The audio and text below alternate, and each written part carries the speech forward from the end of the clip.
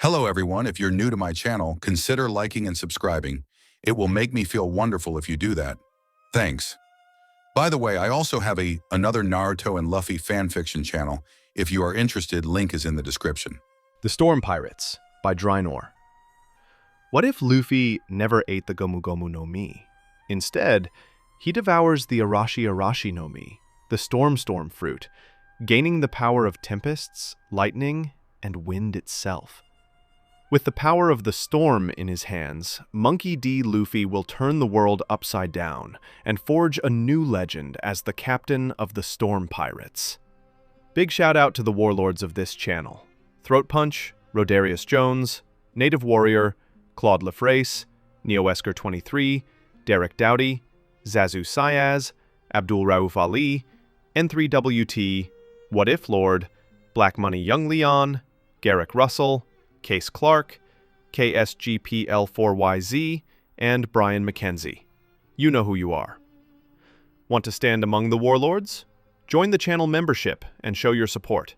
Adios. After clearing everything up and having a small talk with the two strange monkey people and their leader, Luffy decided to ask more about the Sky Island. "I want to go to the Sky Island," Luffy stated with a wide grin. "You're a hasty one," Cricket chuckles. "Yeah, I did tell you, right? The witness to the Sky Island is Noland the liar." He grabs an old-looking book from the bookcase next to his bed. "If you have anything to do with him, you'll be laughed at like me." "What? He's been to the Sky Island, too?" Luffy questions with a wider grin as he sits on a wooden box. "Unfortunately, this doesn't say he did, but," Cricket says as he flicks through the pages. "A logbook? Could it be Noland's?" Nami asks, trying to take a peek. "That's right," he replies and seems to find the page as he throws it at Nami, who catches the book. "Read around there." "Amazing. A logbook from 400 years ago. See Ephemeris year 1120, June 21st, sunny. We left Villa, a cheerful town. Following the log pose, we should be heading east-northeast from the harbor. We got a rare item from a bumboat that we came across during the day. It's a ski-like one-person boat called a waver." Nami begins reading the passage, and the boys look excitedly, walking closer. "It's a mysterious boat that can generate wind and move even on a day without wind. It seems that you need to get the hang of it to ride, and I couldn't manage it.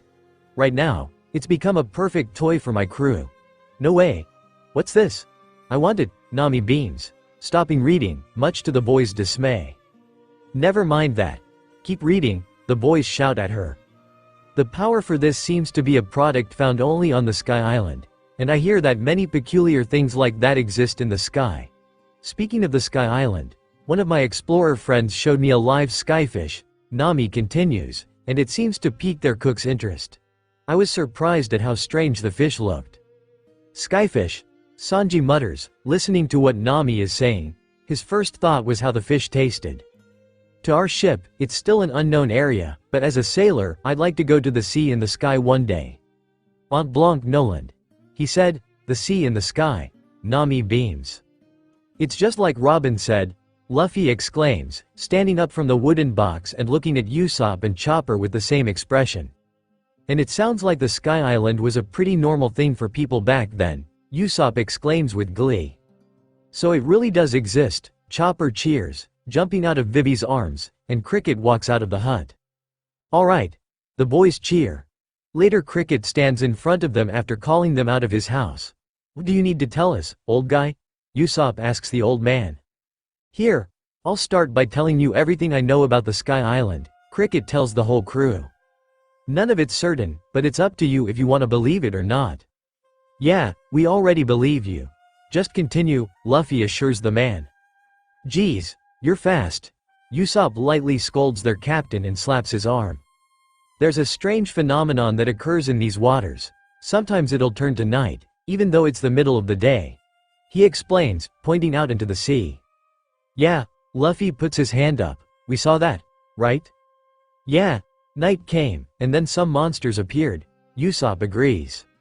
"The giants? There's a story about where they come from, but forget him for now. This sudden nightfall." Cricket takes a drag from his cigarette and lets out a puff of smoke. "It's caused by the shadows of extremely compact clouds." "You mean a low nimbus clouds?" Nami questions. but it was too dark to be clouds. Wow, you're so dumb, old guy. Luffy taunts the man. It gets cloudy on days when there are lots of clouds. Yeah, cloudy. Usopp adds. Cloudy. Chopper jumps up in front of the rest of them. Shut up and listen. Cricket shouts at the boys. There are clouds known as Uloragalis clouds. They pile high into the sky but produce no air currents or rain. When they appear high in the sky, even sunlight is blocked out, bringing afternoon, nighttime, to the ground. One theory is that Uloragalis clouds are fossilized clouds that have floated in the sky for thousands and thousands of years. That's ridiculous. Clouds with no air current even after building up? Nami disagrees. This went against everything she knew about weather. You're free to believe they can't exist. I'm not asking you to believe me, he tells her. They're mystery clouds, then? Luffy questions, not really getting it. Pretty much. There's still no explanation for them, Mont Blanc agrees. You're awesome, Luffy. Chopper cheers. Listen, if a sky island really does exist, that'd be the only possible place, Cricket says, pointing at them. Okay. Gotcha. Let's go above those clouds. Luffy cheers, jumping around, and Usopp joins in. Get up, Zoro. Huh? Is it morning? Zoro asked as he was rubbing his eyes, trying to get rid of the feeling of sleeping. Get ready, everyone, Cloud Rudder full. Thanks for filling us in, old guy. Stormboy cheers as they dance around. How many times do I gotta say we don't know how to get there? Nami shouts at them and beats them a little, except for the captain, who dodged everything. Now comes the real problem. Let me start by saying this. Put your lives on the line. We're already nearing death. The knockup stream is a current that shoots into the air. You can theoretically take it into the sky. Understand? Cricket explains with a grim look on his face. It's a current that can send ships flying, right? Nami asks him intently. Oh, then it just needs to send us above the clouds. Luffy cheers, imagining something less deadly than it really is. Yahoo! Chopper jumps into the air with glee. On a current? Usopp questions. But wouldn't we just end up smashing back into the ocean? Nami asks, swallowing a huge breath. Suddenly the idea of going to the Sky Island wasn't as appealing as before. Normally, yeah. The key is timing. It's easy to talk about being sent up the current, but it's not gonna be as nice a trip as you guys think. The knockup stream is a natural disaster. It's something that should normally be avoided. Cricket warns them and looks around. There are several reactions, mainly fear and shock. How exactly does a current water rise into the sky? Nami inquires. We've never heard of anything like that before. Yeah, the dummies nod in agreement. Naturally, we can only guess how that monstrous current works. No one's dumb enough to jump in and find out, after all. The accepted theory goes like this. Deep beneath the seafloor, there are large cavities, and low-temperature seawater seeps into them. The heat from the earth below turns that water into steam, and the resulting pressure causes an explosion on the seafloor. One big enough to send the sea flying and create a current into the sky. Cricket explains further, and Luffy oozes in excitement. For about 1 minute, the sea continues to rise into the sky. 1 minute? Nami explains in disbelief. What size of explosion are we talking about here? The explosions change location each time and occur 5 times a month, he answers while rubbing the top of his head. You want us to be blown into smithereens? Usopp grumbles in disbelief, stepping towards the man. But, describing a grand natural phenomenon with words and logic is foolish, Cricket remarks. So, basically, we gotta ride this current that only appears 5 times a month and hopes the Sky Island shows up? Luffy asks with a wide grin, already thinking of a way to survive if it all goes to shit. He almost thought of telling his crew but concluded that it would be more fun if they thought that they all would die if they failed. Yeah. And if you miss, you'll fall back down, slam into the ocean. And then you'll all end up at the bottom of the sea. Mont Blanc warns them. His tone clearly indicates that he wasn't joking. Hey, alright. Let's give up on the Sky Island. Usopp tries to stop LB Fine. Let's go, their captain assures him. How do you know?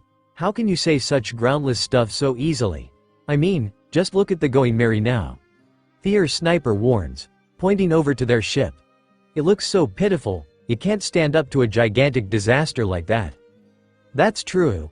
Even in mint condition, that ship wouldn't stand a chance. Cricket agrees. Speed, weight, strength. That boat will be blasted apart in the explosion. See, it really is impossible. Usopp choked, looking upset. The thought of going merry being blown to bits filled him with dread. But don't you worry about that. I'll have Masira and Shoujo help take you there. Only after we strengthen your ship, of course, he reassures them. Yeah, the monkey brothers shout from the windows of the small hut. Just leave it to us. Thanks, guys. Luffy cheers and Vivi looks over to Nami and Usopp, who don't look that happy. Didn't even ask us.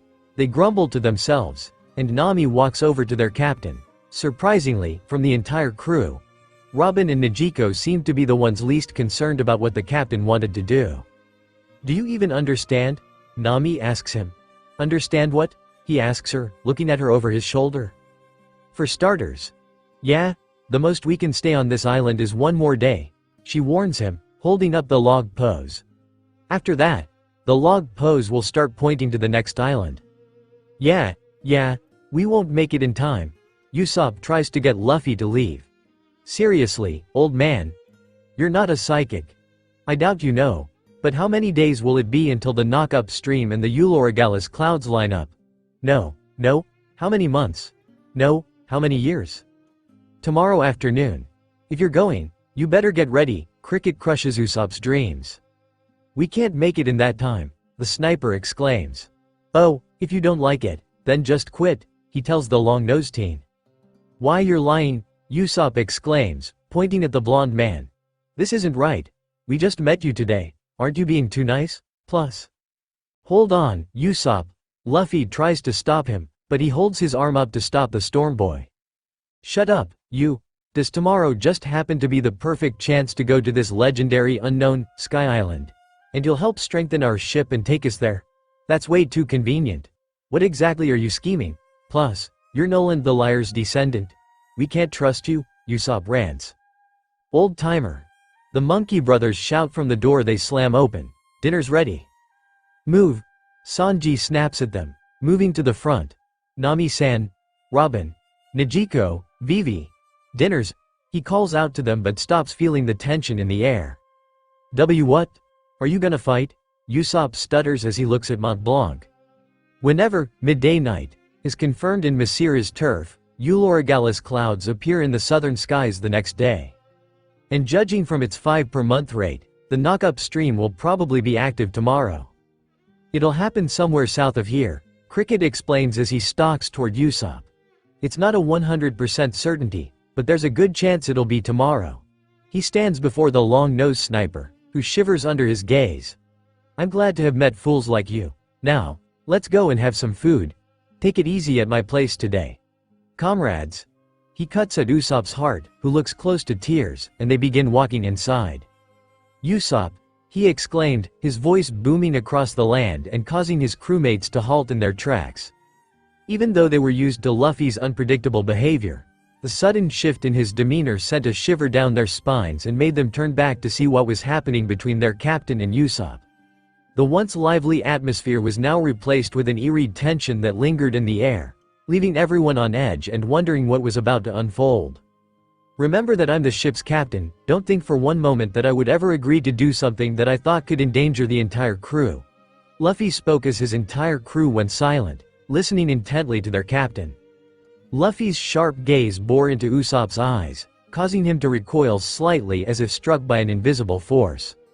His voice was low but filled with authority as he spoke. Be wary of your words in the future, Usopp. Remember, I am the captain of this crew, and I could have easily voiced those same sentiments myself. Your careless words could have jeopardized our chances of reaching the Sky Island. With a final glance in Usopp's direction, he turned on his heel and strode purposefully towards the house, the rest of the crew trailing dutifully in his wake. Meanwhile, Usopp stood there alone.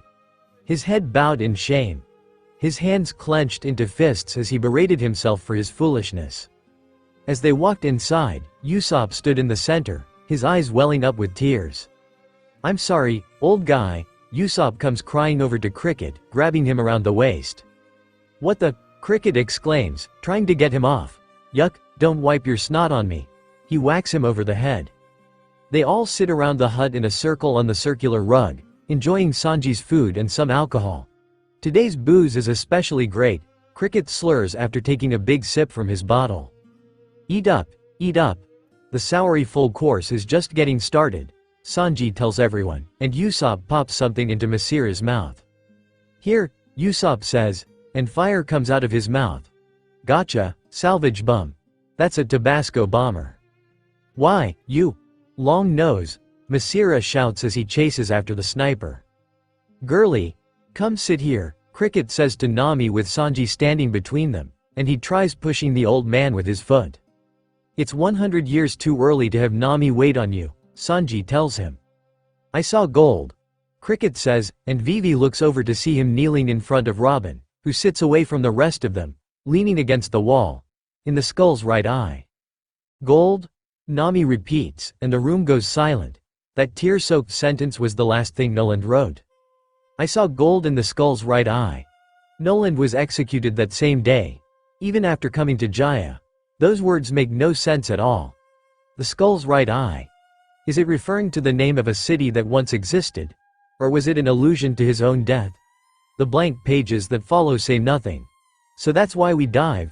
We have a dream, on the seafloor, Cricket exclaims and takes a drink. That's right. Some cheer and clink their glasses. We're gonna fly, Luffy says, stuffing his face some more. The day I arrived on Jaya. Entry for May 21, 1122. Cricket recites passages from Noland's logbook as the Monkey Brothers cheer his name. Upon landing on the island, we heard strange bird calls and the sound of a huge bell coming from the forest. The sound from that huge gold bell resonated far and wide, almost as if showing off the prosperity of a city long past. We thought we knew everything after living for a few decades. But experiencing the transience of this civilization that flourished for a long time on the wide open sea left us speechless. The sound of the bell had us stopped in our tracks.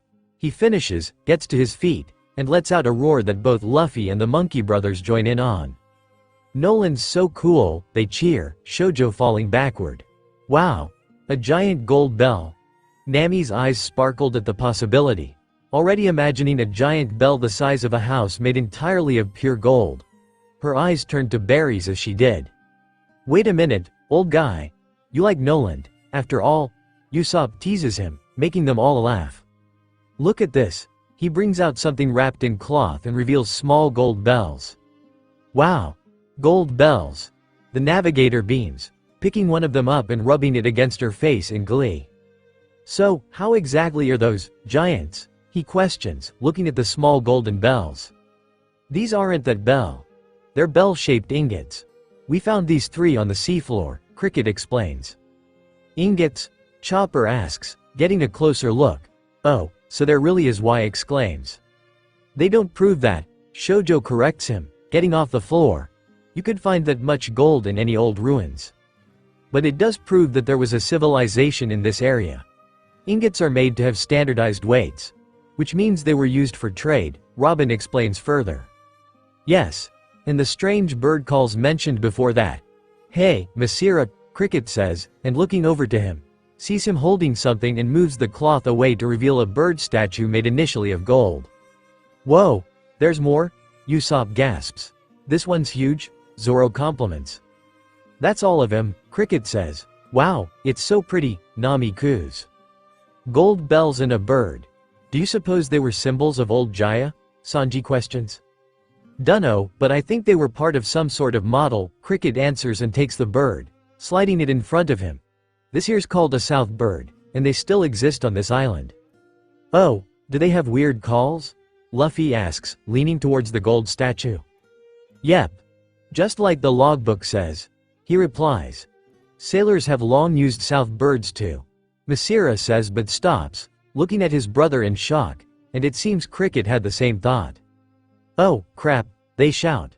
What is it? What's wrong? Luffy questions. This is bad. You guys, go into the forest. The southern forest, Cricket orders them. Huh? What are you talking about? Are you crazy, old guy?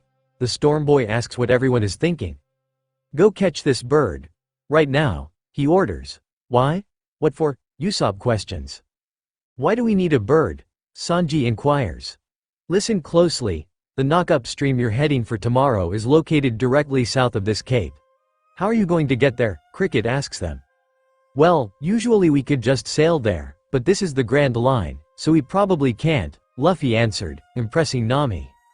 Once you're on the open sea, you cannot get your bearings, he reminds them. That's right, Nami agrees. We're heading for the ocean, not an island, so we have no guide to rely on. Then how do we go straight south? You use that bird's behavior. Some types of animals have accurate, internal magnets which allow them to get their bearings. Cricket explains, which makes Luffy laugh. Then you're lower than an animal, Zoro, Luffy chuckles. Like you're anyone to talk, Zoro snaps back at him. Southbirds are the greatest of such animals. No matter how vast the land or sea they're thrown into, their bodies will always indicate the direction accurately. Anyway, without one of these birds, you're going nowhere. You won't even get the chance to go to the Sky Island, he adds, making the boys exclaim. Why are you telling us this now? Chopper yells. Quit fussing, Cricket shouts, throwing the boys out. There's no time, hurry, don't dilly-dally, they follow, rushing out of the house. You want us to go into the forest in the middle of the night? Usopp freaks out. You forgot these. He throws 3 nets, one landing over the sniper's head, and Luffy catches the others. We're going to get started on your beat-up ship. Now that I think about it, there was no time to be parted. Again, why are you telling us this now? Usopp yells as Sanji and Zoro drag him into the forest, and they follow behind them. Listen, make sure you catch at least one southbird before dawn, he warns them. Akynu as the moon shone brightly in the sky, the warships glided gracefully across the glassy sea, their hulls slicing through the still waters easily. The sound of gentle waves lapping against the sides of the vessels filled the air, creating a soothing rhythm that lulled the crew into a sense of tranquility. The sailors stood to watch on the decks, their eyes scanning the horizon for any sign of danger, while the gentle sea breeze brushed against their faces, carrying with it the salty scent of the ocean. As the ship sailed through the calm waters of the Grand Line, the sturdy and steadfast Admiral, Akynu, stood firmly on the main deck, his piercing gaze fixed on the horizon. With a keen eye for detail, he could make out the faint outline of the island they were approaching. He heard footsteps approaching from behind, but he didn't bother to look back. Akynu-sama. We reach Mocktown within 5 minutes. Shinny informed him, bowing respectfully behind the imposing admiral. The night was dark, and the only light source came from the full moon that shone brightly in the sky, casting a white glow on the calm sea beneath. As Akynu strode towards the bow, his subordinate followed behind him, but he didn't bother to glance at him. His footsteps echoed heavily against the wooden floor, creating a symphony of sounds that reverberated through the stillness of the night as if announcing their presence to the world. The wind blew gently, carrying the salty scent of the sea that mixed with the fragrance of the wood, creating an intoxicating aroma that filled the air. Akynu's eyes were fixed on the horizon. The moment Akynu reached the ship's bow, he took a deep breath, feeling the salty sea breeze filling up his lungs. As he exhaled, a thick steam of hot air escaped his mouth, blending with the cool sea air around him. Being the master of the magma fruit, Akynu felt his right arm suddenly turning into a blazing, molten mass of magma, bubbling and boiling underneath his skin. Raising his fiery arm up high towards the sky, he unleashed a powerful burst of heat, causing the air to ripple and shimmer around him as the clouds above began to dissipate, revealing a clear blue sky beyond. Lava meteor. Shooting several massive blasts of magma toward the sky, these fiery projectiles soared high into the sky, leaving behind a trail of ash and smoke, all of them looking like giant fists made of magma. The entire warship's crew watched in awe as they disappeared above the clouds. For a moment, there was naught but silence in the sea. Suddenly 10 giant fists made of molten lava appeared in the sky, descending upon the dock with a fiery glow. Each fist was the size of a small house, and their descent illuminated the darkness with an eerie light. Akynu, watching the spectacle unfold. He knew that the pirate ships were docked at the Mocktown and that they would be obliterated if the fists made contact. He felt a sense of satisfaction knowing that once the pirate ships were destroyed, they would have nowhere else to run. I want no pirate prisoners, Akynu ordered his warships as the first fist magma collided with the dock of Mocktown. As the night sky was painted with an array of vibrant colors, a deafening blast echoed throughout the sea, signaling the end of the infamous Bellamy pirates. The once mighty ship of the notorious group was reduced to nothing but floating debris as a fierce explosion sent lava rocks and magma fragments soaring high into the air, only to rain back down as fiery meteors, illuminating the dark waters below. The force of the blast was so intense that it created a massive shockwave, causing nearby ships to tremble. "You have nowhere to go, Dragon's son." As Luffy and his crew trudge through the dense forest in the middle of the night, they find themselves enveloped in an inky blackness that seems to swallow everything in its path. Suddenly, Luffy's voice pierces the silence. "It's pitch dark," he exclaims, blinking rapidly to adjust his eyes to the absence of light.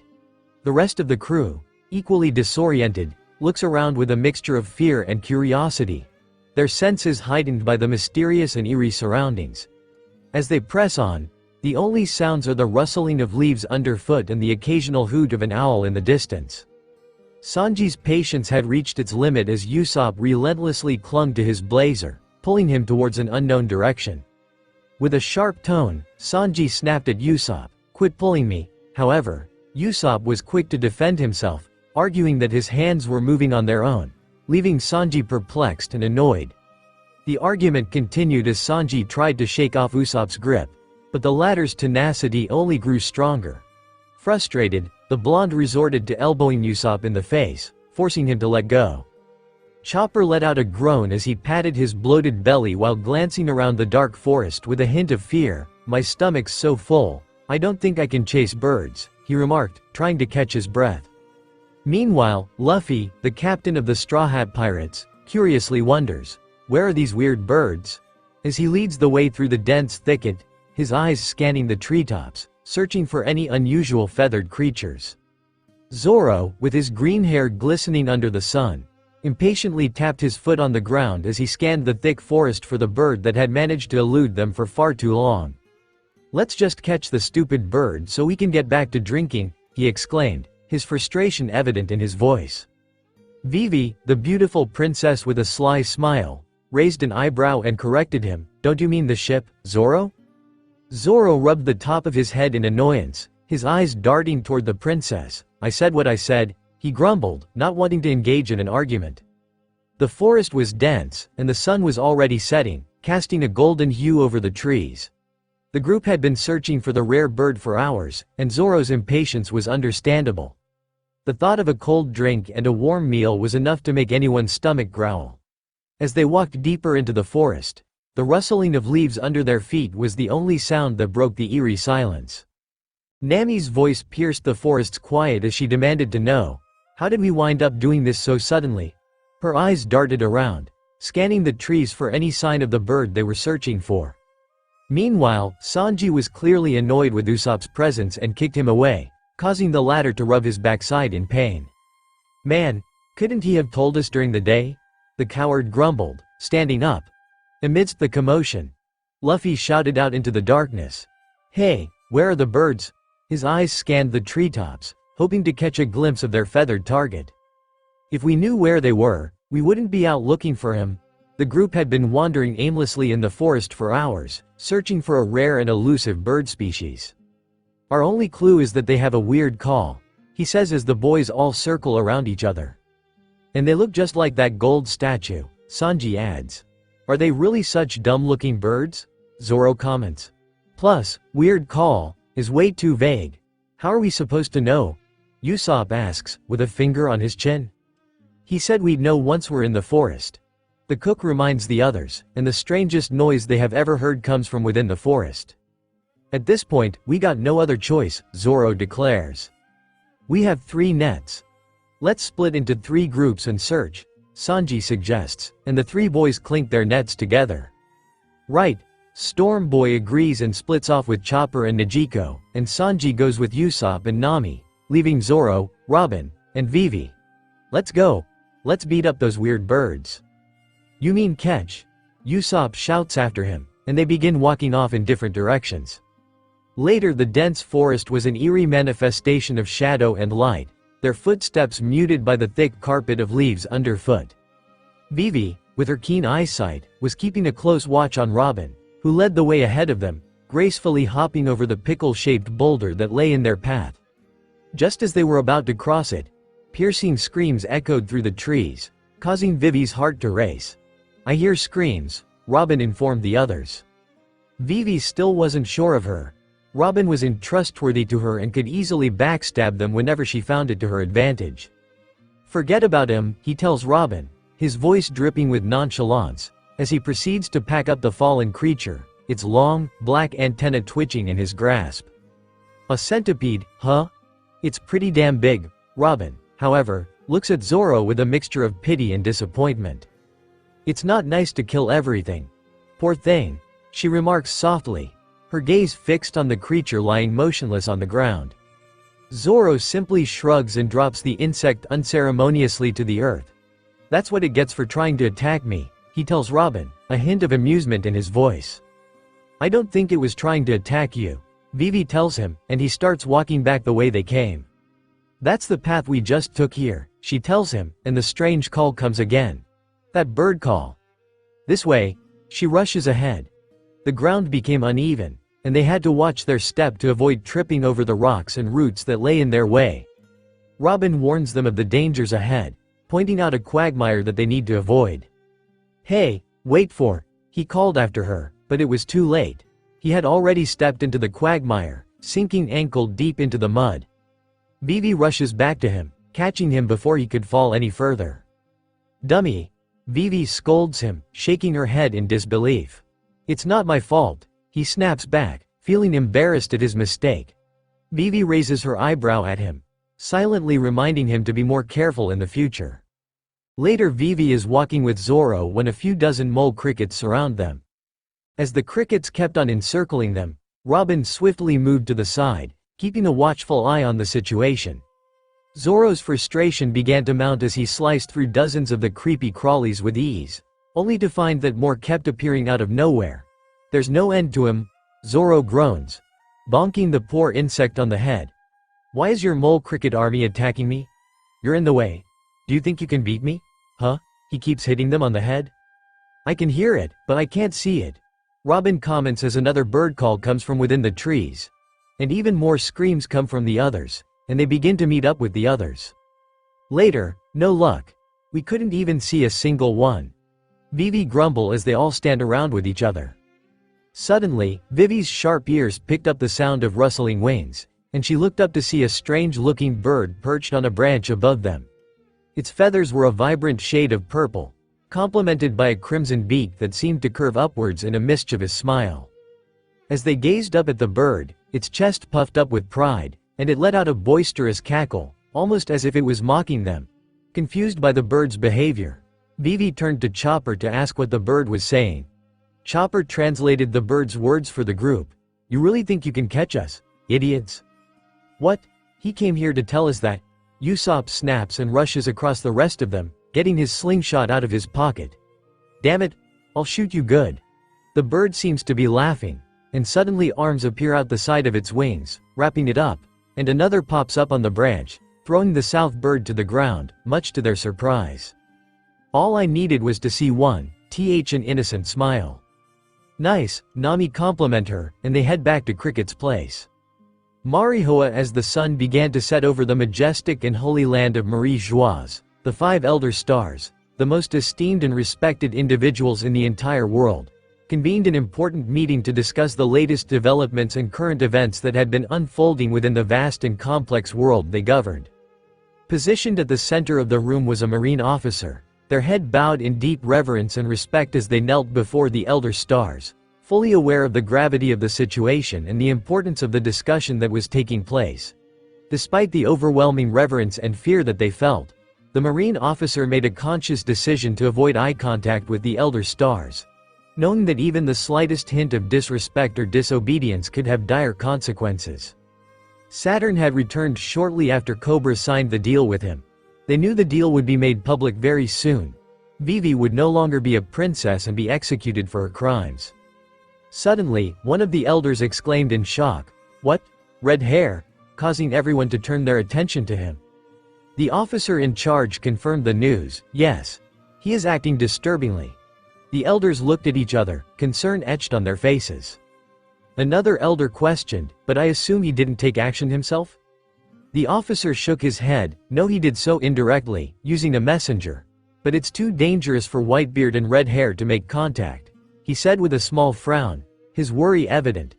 The room fell into a tense silence as they all contemplated the severity of the situation. Yes, that is true. But Red Hair is formidable only when agitated. He is not the type to change things about the world on his own. The elder sitting in one of the green armchairs with a cane remarks. Let us be patient and watch. The 7 warlords of the sea are more important now, the elder with glasses and a samurai sword says. They must find a successor for Crocodile quickly. Do not underestimate his loss. The collapse of the 3 great powers will fracture the world itself. Balance must be maintained. Ah, indeed, sir, the officer responded with a sense of urgency in his voice. We have summoned the 7 warlords. However, as you know, these pirates are not known for their reliability or loyalty to any one cause. They are wildcards, unpredictable and dangerous, and it is impossible to know just how many of them will actually show up to answer our call. The elder with the scar, a seasoned veteran of many battles, picked up the bounty posters scattered across the table, his eyes scanning each one with a mix of curiosity and apprehension. All of them will show up. They might be filthy pirates, but they know better than to go against us. One spoke with authority, the other 4 nodded along. Damn you, Crocodile.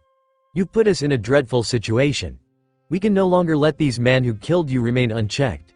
And the woman, who is getting too close to the truth. He places the poster back down. Monkey D. Luffy. And the poster of Nico Robin. The poster was of Nico Robin when she was only a child, but the 5 elders had already ordered a new poster to be made. Nico Robin wanted only dead 299.000.000 berries.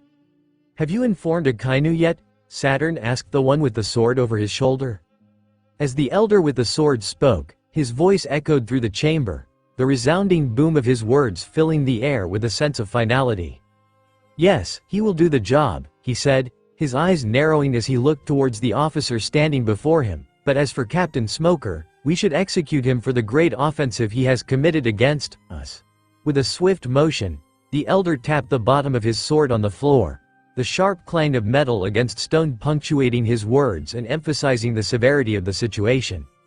That won't be necessary, Saturn interrupted with a knowing gaze. People most of all love stories of heroes overcoming evil. People around the world need a hero. When people hear what the evil crocodile did, they will want to know who killed the evil. People need to believe in Marine. Captain Smoker is the perfect candidate to take the credit for Crocodile's downfall and become that hero. His words to us are not but a child throwing a tantrum. Give him a new toy, and he will forget everything. Saturn spoke as he remembered his brief talk with one of the 9 knights. Navy HQ. As the sun began to rise over the shimmering waters of the bay, the imposing silhouette of Navy HQ came into view. In front of the dock, several large marine ships had anchored, their mighty hulls towering above the waves like giants of the sea. As the ships bobbed gently on the water, the marine soldiers, resplendent in their crisp white uniforms, had formed 2 long lines stretching out from the dock like a pair of outstretched arms. Their eyes were fixed firmly ahead as they awaited the arrival of the 5 warlords. As the sound of trumpets blared out over the water, the warlords stepped off their ships and onto the dock, their faces stoic and determined. A red carpet was unveiled in the middle, the rich fabric unfurling like a river of blood as the warlords walked through it, their every step seeming to shake the very foundations of the world. Many soldiers shivered in fear of the warlords, knowing how powerful all of them were. As the sun sets over the calm waters of the Grand Line, a female voice crackles over the radio, breaking the silence. Navy HQ to Marie Joise, come in. The voice belongs to a stern and confident woman, a high-ranking Marine officer responsible for the security of the Holy Land. Her voice echoes through the corridors of the imposing Marine fortress, alerting her subordinates of the impending arrival of 5 notorious pirates. Don Quixote Doflamingo, Jinbei, Gecko Moria, Boa Hancock, and Bartholomew Kuma of the 7 warlords of the sea have arrived, She announces, her tone betraying a mix of caution and excitement. She knows that these warlords are not to be underestimated, each possessing unique abilities that make them formidable opponents. Doflamingo, with his flamboyant attire and sinister smile, leads the group, followed closely by Jinbei, the stoic fishman with a reputation for strength and honor. Behind them, Moria, the undead master of shadows, glides silently while Hancock, the alluring snake princess, sachets past with regal grace. Finally, Kuma, the towering cyborg with the power of the paw fruit, brings up the rear, his steps heavy and deliberate. As they approach the towering building that houses the world government's highest officials, the tension in the air is palpable. Doflamingo is a very tall man with light blonde-haired, very lean, and muscular man with tan skin. He generally dresses in flamboyant clothes. In reference to his animal theme, the flamingo, his clothes are brightly colored, with his light pink feather coat most distinctly of all. Doflamingo sports a pair of curved, thin white sunglasses, which appear to serve as his eyesight with red or purple lenses. He has a white shirt with red stripes, a green belt, and orange pants with white stripes. He also wears black dress shoes that are somewhat pointed. Hancock is considered the most beautiful woman in the world. She has a well-proportioned figure. She is very tall and slender with long black hair that extends past her waist with locks of hair that frame her face down to her chin and shows off her high forehead, dark brown eyes with long, voluminous eyelashes, and pale skin. She has a narrow waist and very large breasts and with serpent earrings. She was wearing a revealing red V-neck blouse that showed much of her chest and a loose sarong that exposed her long, slender legs with the green symbol of the Kuja adorned on it, along with a white cape sporting epaulettes more commonly found on the jackets of high-ranking Marines and red high-heel pumps. As they walked through, many s Hancock with pure lust, the woman who was said to be the most beautiful woman in the world. Boa looked at all of them, annoyed. This wasn't the first time men and even women had looked at her with lust, but something had happened that made her extra annoyed. Boa was tempted to use her abilities to turn the idiots into stone, to teach them a lesson, but decided to hold herself, especially after the threat she received. Moria grumbled. They had taken him from his giant ship just to come to a meeting he wasn't needed for. All his corpses were left alone, but he knew better than to disobey him. Moria is an abnormally large humanoid creature with very distinct, devil-like features. Standing at 692 centimeters in height, he was the tallest among the 7 warlords of the sea. He has 2 horns protruding from the sides of his forehead and stitches running vertically from the top of his face and down his neck, which is rather long and thick compared to his body. His ears and teeth are both pointed, while his lower body is relatively fat and stubby in comparison. Moria's hair is red, and his skin is a pale blue, matching his lips, armbands, and the edges of his gloves.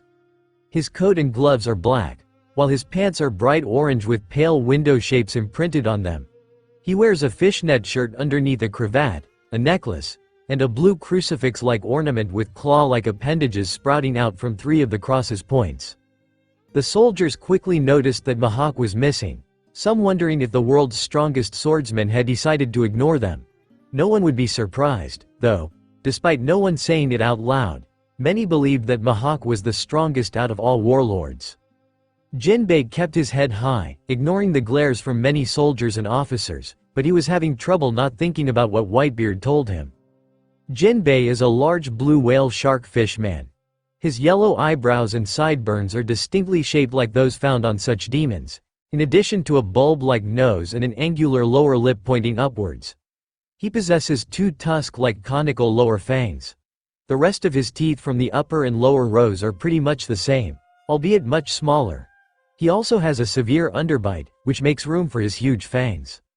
He has long, 2-toned black hair with 2 long stripes coming from the roots over his forehead and trailing down the back, a topknot, and a tuft of hair on his chin with a slightly green hue. Inside the building, the officers and vice-admirals were waiting for the arrival of the 5 warlords. They were already informed that Mahawk was apparently missing, much to Sengoku's annoyance. The quiet atmosphere of the waiting room was abruptly shattered. Without warning, one of them lunged at the other, grabbing him by the throat and squeezing tightly. "Hey, stop! What are you doing?" The sound of a scuffle filled the air as the pair stumbled backward. sending chairs crashing to the ground. Gasps of shock and fear erupted from the nearby bystanders as they watched the brutal altercation unfold before their eyes. "No, my hands are moving on their own," the officer cries out, trying to stop himself, but his arms aren't answering, as if they had a mind of their own. "Don't be stupid. This is no time for jokes," the other shouted as he kept trying to get his hands off him. "I'm not joking. I can't control my body," one of the officers shouted in fear, his voice shaking with terror. The other officer, his face contorted with pain and fear, desperately tried to move the hands of the other officer around his throat. "The hell you can't. I can't breathe," he shouted, his voice hoarse and strained. The two officers were locked in a struggle for control, their bodies writhing and twisting in a frantic dance of fear and desperation. "Knock it off. What do you think you're doing?" the onlooking officer shouts at the pair of them. "Doflamingo, this is your doing. Stop it at once," one shouts at the blonde pirate, looking over to see him sitting on the balcony railing, wiggling his fingers around as he uses his strings to move the marine.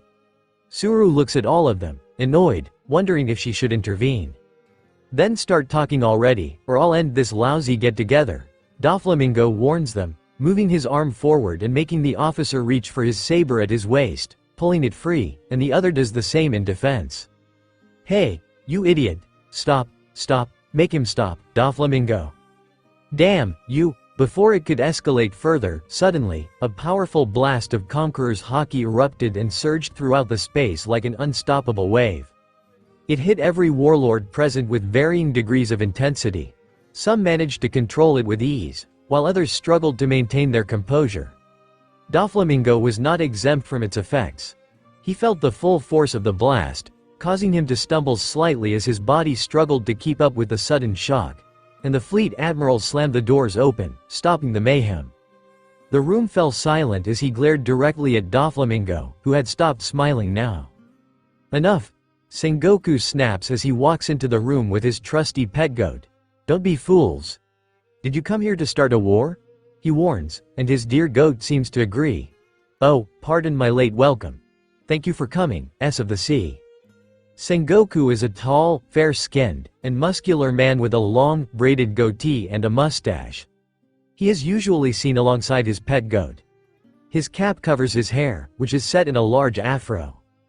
He typically wears black-rimmed glasses and a white and gold full Marine Admiral uniform adorned with medals.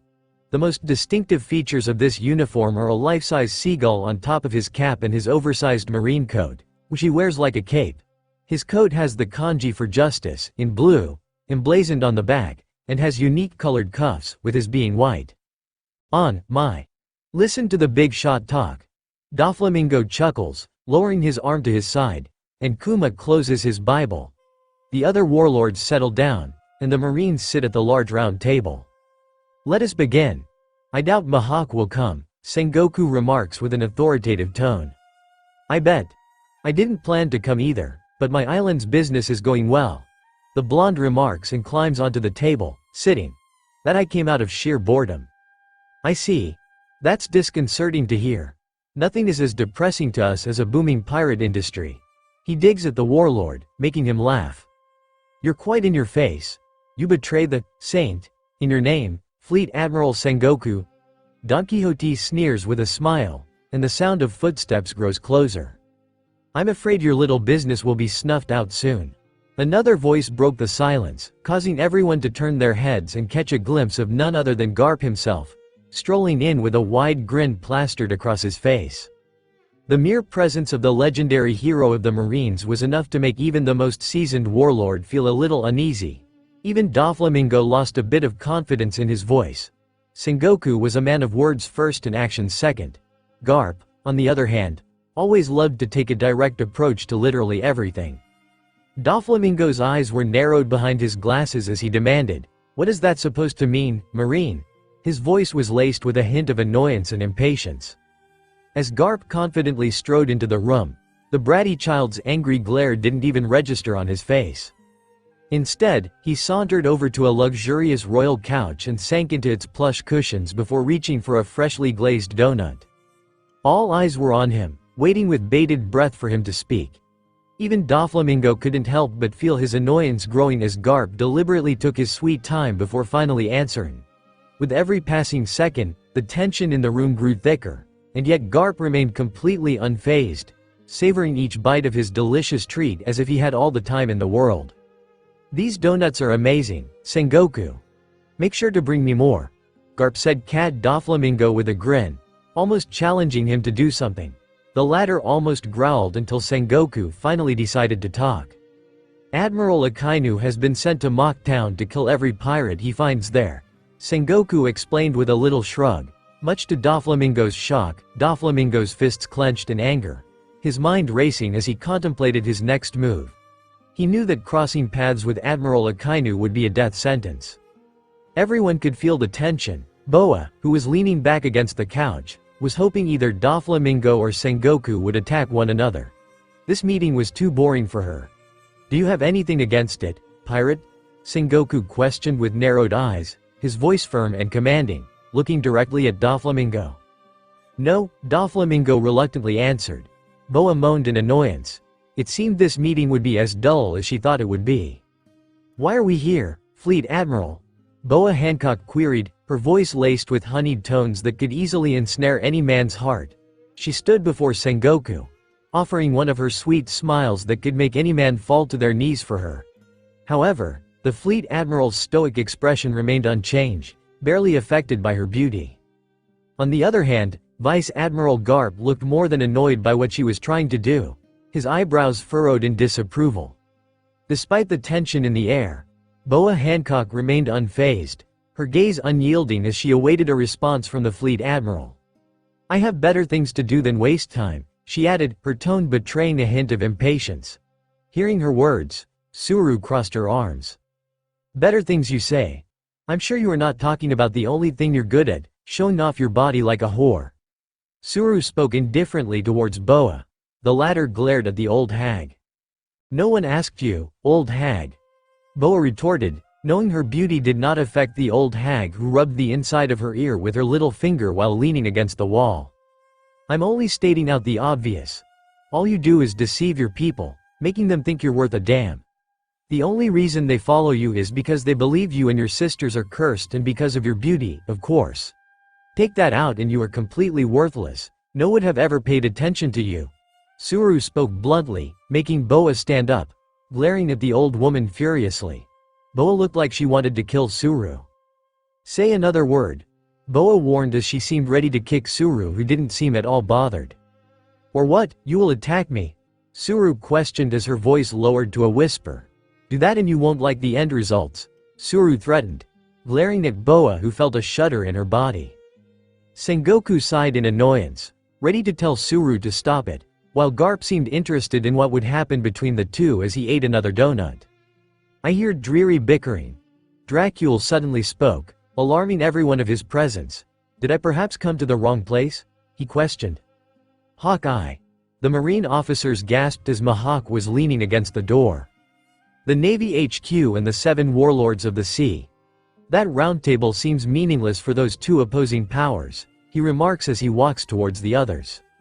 "Oh, my, a most unexpected man has arrived," Doflamingo comments with a wide grin, looking at the world's greatest swordsman. "Oh, Mahawk, do you want to join my crew, perhaps? My ship is perfect." Gecko Moria offered with a wide grin towards Mahawk, who looked ready to slice him in half. Not really interested in a rooting corpse, especially after the number Kaido did on you, Mahawk spoke with a side gaze towards the big warlord, who clenched his teeth in anger. He looked as if he wanted to attack, especially after Mahawk mentioned Kaido. "Don't tell me you're..." Sengoku tries to ask but stops himself. "No, I'm simply an onlooker here. I'm a bit interested in some pirates involved with the issue at hand.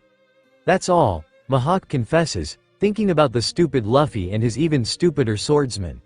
He still remembers Luffy's promise. He knew it would take time until Luffy was truly stronger than him and for him to join his crew, but Mahawk knew he could wait a bit longer. "In that case, I, too, am an onlooker. Is that acceptable?" A voice echoes through the room, and they all look over to see the new person. "Well, I suppose I'm not exactly an onlooker." "Who are you? How did you get in here?" the marine in the purple suit demands, glaring at him. But what a truly eminent-looking group you have here. I've come in the hopes. Luffy says and begins tap dancing on the spot, making the blonde in pink look at him in annoyance. That I will be allowed to join in your meeting. If at all possible. I believe you have lost Crocodile and are now looking for a successor? Are you Luffy? The marine in the brown suit asks the newcomer. Luffy? Sengoku asks, not recognizing him, looking at the man with a calculating look. Oh, you know my name? The said man questions, spinning his cane behind his back. I'm quite honored. He was a well-known peace officer in West Blue. He was chased from his country for being excessively violent. The marine explains, making Luffy laugh. That was long ago. Who I am is of no importance. I've come to recommend a certain man for the 7 warlords of the sea, he declares. Moby further, within the Grand Line on Moby, Whitebeard, and his crew look at the newest member of Shanks' crew. They all were expecting Shanks himself to come, but instead, he had sent a little brat. Shanks. That name brings back memories. So this is a letter from him? Whitebeard questions as he sits in his chair, hooked up to IVs. Yes, it appears important, so he gave it to me to deliver, Rockstar tells him, seeming proud of himself. But everyone could see the sweat rolling down his cheek, especially in the presence of the strongest men in the world. I see, well done, then, the captain patronizes him. No, I'm still new to the red-haired pirates. Though I was a pirate before that, and I think I made a bit of a name for myself. Hey, you guys heard of Rockstar, right? He asks 2 of Whitebeard's men. Nope. Never heard of, I am. One spoke with a shrug of his shoulders. Anyway, the Sea King tasted great. They laugh, and Whitebeard has enough and rips up the letter. Hey, what are you? Rockstar gasps, seeing him ripping the letter of his captain. Sending me a damn letter.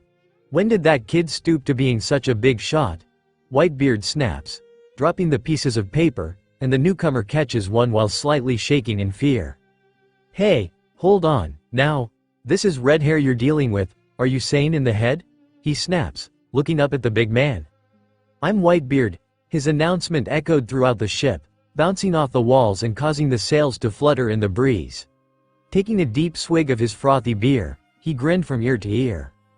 Captain, that's probably enough alcohol for now. However, her words seemed to go unnoticed by the captain, who was in high spirits, reveling in the joyous atmosphere of the ship. Despite her best efforts to scold him and bring him back to his senses, the captain continued to drink, and the nurse couldn't help but worry about the consequences of his actions. Fool! Something you drink when you want to drink can't be bad for you, Whitebeard scolds his nurses. He slams his tankard down on the armrest of his chair, causing droplets of ale to spill onto the floor. My boss said this was an urgent letter, Rockstar exclaims with a hint of anger. I have a good idea what it's about. Ace and Blackbeard. Tell that kid red hair that if he wants to talk to me, to come here himself, and with some good booze, too. Now go. I don't feel like talking with snot-nosed runts, you buffoon. He dismisses the newcomer, even hooked up to IVs, looking extremely intimidating. Whitebeard growled slightly, thinking of Blackbeard and Ace. He hadn't heard of Heil. Even his girlfriend apparently didn't know where Ace had gone to. Shanks Rockstar calls his captain and begins explaining what happened to him, who can't help but laugh. As the snowflakes continued to fall around them, Shanks found himself sitting comfortably with his closest crewmates, sharing a laugh as they watched the rest of the party revel in the icy cold weather. The old man hasn't changed. Despite the biting chill in the air, the camaraderie and warmth between the group of pirates was palpable as they shared stories, drinks, and memories of their time at sea. This is no laughing matter, boss, Rockstar exclaims over the other line. Nah, I had an inkling this happened, he tells him, knowing Whitebeard well enough. Give me a little more time. I've never been insulted like this before, the newcomer yells, not liking how it went earlier on Moby. Hey, now, what are you planning to do? Forget about it, thanks for your help. You can come straight back now, Shanks tells him calmly. But I have my pride, he tries reasoning with his captain. Your life is more important than your pride. There's nothing you can do now. Sorry for all the trouble, the captain replies and looks at the others. So, what are you gonna do, boss? Lucky asks him after finishing his mouthful. I'm going. Prepared to set sail, Shanks declares, his voice suddenly serious. To see Whitebeard? Ben asks him, making sure. Yep, that's right. Do you think the government will keep quiet if you do that? His first mate questions. This is no time for that. Shanks dismisses it with a wave of his hand, getting to his feet. It's no big deal. The government probably won't stay quiet. But if they're gonna get in our way, we won't stay quiet, either. Men, it's battle time, Lucky cheers, along with the rest of the men. Alright, get some top quality alcohol ready, he tells them, and Ben warily follows behind him. Sengoku back with the Marines and 6 warlords, looking at Luffy tells them of his captain, and after everything was said, Sengoku didn't look that impressed. Teach? Sengoku repeats, not really recognizing the name. Yes. The captain of our pirate crew, Luffy confirms. Never heard of him. Some random, unknown guy would be no threat to other pirates. The fleet admiral remarks. While Garp narrows his eyes, he recognizes the name from Asuka. Yes, we realize that.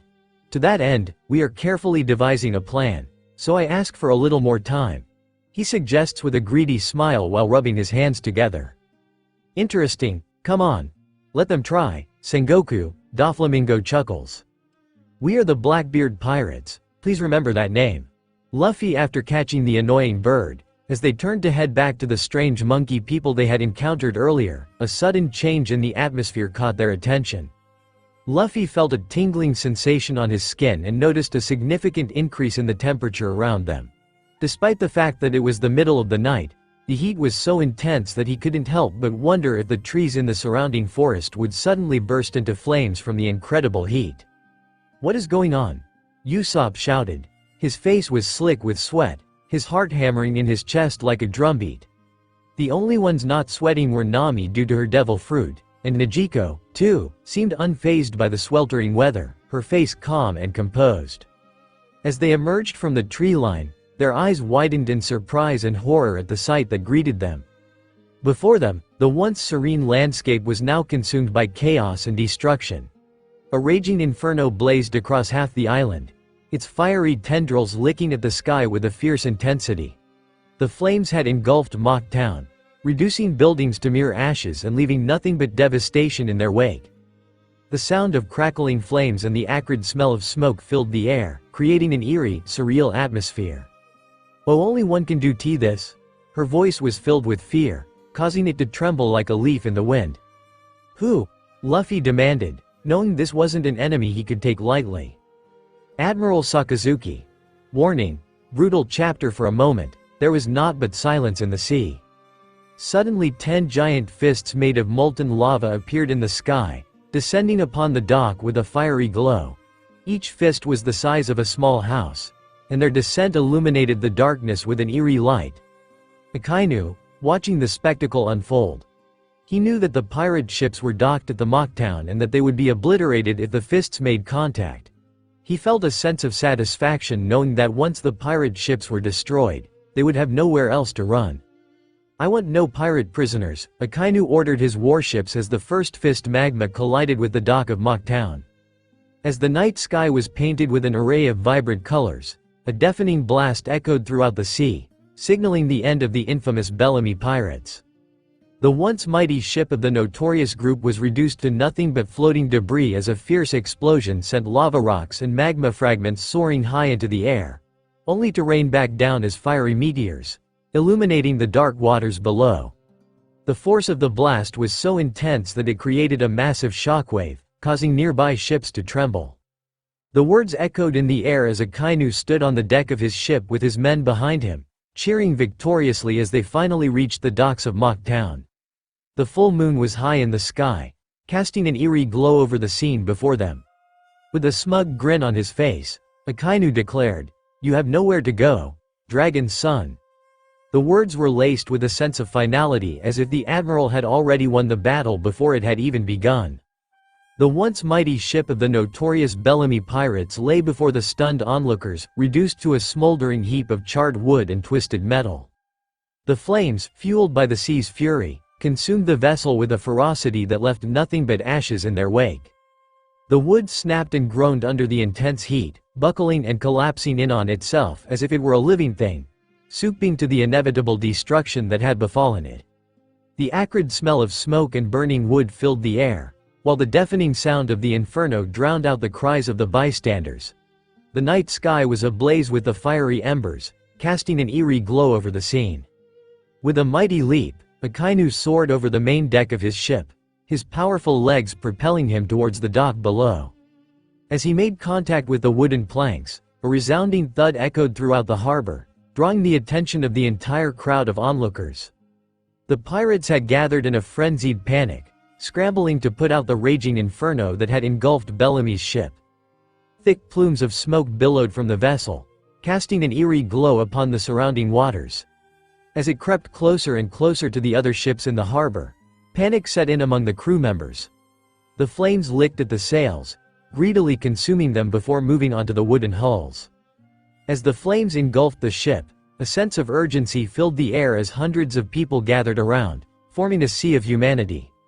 Each person was holding a bucket of water, sweat glistening on their faces as they threw it at the burning ship, hoping to quell the flames.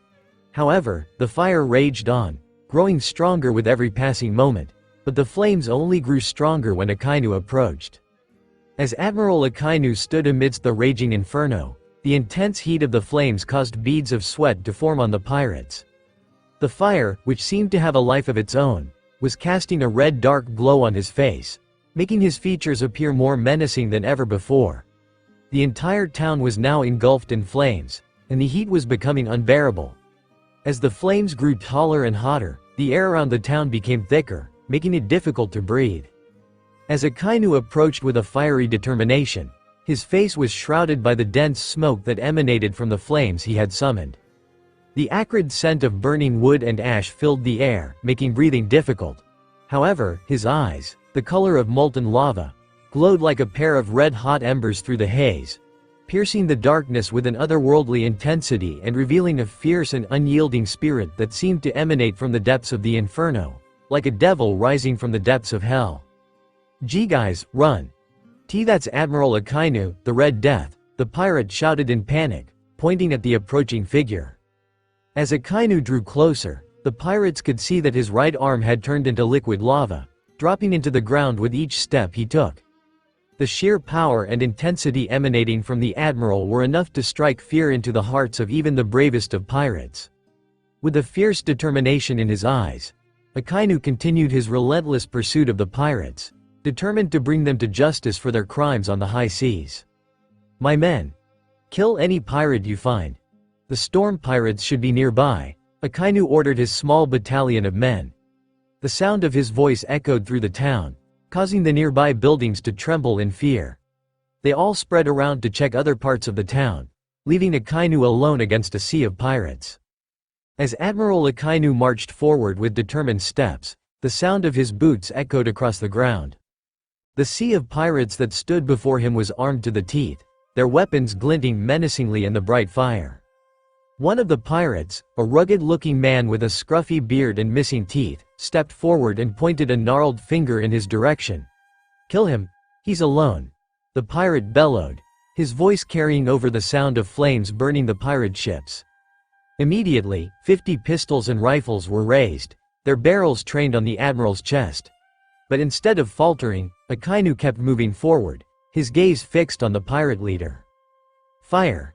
The sound of their simultaneous firing of over 100 rifles and pistols created a deafening echo that reverberated throughout the entire town. The air was thick with the acrid smell of gunpowder and smoke as the bullets whizzed right at Akynu's head and chest. As the bullets relentlessly flew towards him, Akynu stood his ground, unwavering in his resolve. The sound of gunfire echoed throughout the town as the projectiles made contact with his body, but to no avail. Akynu remained unscathed, his skin impenetrable to the barrage of bullets. As he stepped forward, the temperature around him began to rise, the air becoming thick and oppressive. The ground beneath him cracked and sizzled, the heat emanating from his body causing water to boil and bubble in the surrounding area. The townspeople were frozen in terror as they watched the approaching danger, unsure how to stop the unstoppable force that was Akynu. Despite their best efforts, it seemed that the only thing that could stop him was the scorching heat that he radiated with every step he took. An eerie silence hung in the air, broken only by the occasional creaking of old wooden shutters and the distant chirping of crickets. Suddenly, a deafening roar shattered the tranquility as flames erupted from the roofs of the old houses, engulfing them in a fiery inferno. The heat was so intense that it felt as though the very air was melting, suffocating the unsuspecting residents in their sleep. As they struggled to awaken from their slumber, gasping for air and drenched in sweat, they were met with a surreal scene. The world seemed to be on fire, and their bodies were drenched in sweat as if someone had thrown buckets of water over them. Each breath was a struggle, as if they were swallowing hot coals that scorched their throats and sang their lungs. Panic and chaos ensued as people stumbled out of their homes into the blazing streets, desperately seeking safety from the raging inferno that threatened to consume everything in its path. The water everywhere had started to bubble and dance in a frenzied display of heat-induced agitation. The once calm surfaces of rivers, lakes, and even putted by the intense temperatures around the air, causing them to froth and churn like boiling cauldrons. It was as if the very elements of nature were rebelling against the sweltering conditions, with the water acting as a warning sign of the impending danger. Many people feel as if they were boiling alive inside their own homes. With sweat pouring down their faces and their clothes sticking uncomfortably to their skin, panic set in as they realized they needed to get out before it was too late. Without a second thought, they rushed outside in a frenzy, not even bothering to change into their daytime clothes. They fled into the streets, clad only in their night clothes, hoping to find relief from the oppressive heat that had descended upon the town. As they stepped outside, the heat bore down upon their skin, making them feel as though they were standing in the middle of a blazing furnace. The rising heat waves created a shimmering haze that distorted their vision, and every breath they took felt like hot lava pouring down their throats, making it difficult to breathe. The air was heavy and humid, making it feel like they were swimming through a thick soup of hot air. As they looked around, they saw people running around in terror and fear, their faces twisted in agony as they tried to find relief from the sweltering heat. Some were throwing water in their faces in hopes of cooling themselves, but even the water was too hot, scalding their skin and adding to their misery.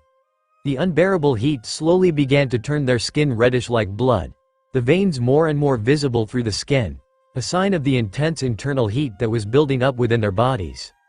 As Akinu advanced toward the group of pirates who had dared to challenge him, they quickly realized that their weapons were no match for the magma-based devil fruit powers that he possessed.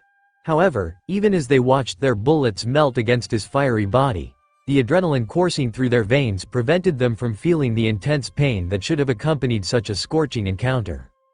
As the intense heat emanating from Akinu's lava devil fruit enveloped the area, the unfortunate individuals who were closest to him could feel their skin turning a fiery shade of red at an alarming rate. Despite the excruciating pain that should have accompanied this phenomenon, their adrenaline was pumping so hard that they couldn't feel anything else. It was as though the very essence of their being was being scorched from the inside out, yet they remained standing, determined to fulfill their duty. With a look of disdain, Akynu scoffed at the poor pirates, who were foolish enough to think that they could stop him. With a roar that sounded like a demon, he charged toward them with reckless abandon.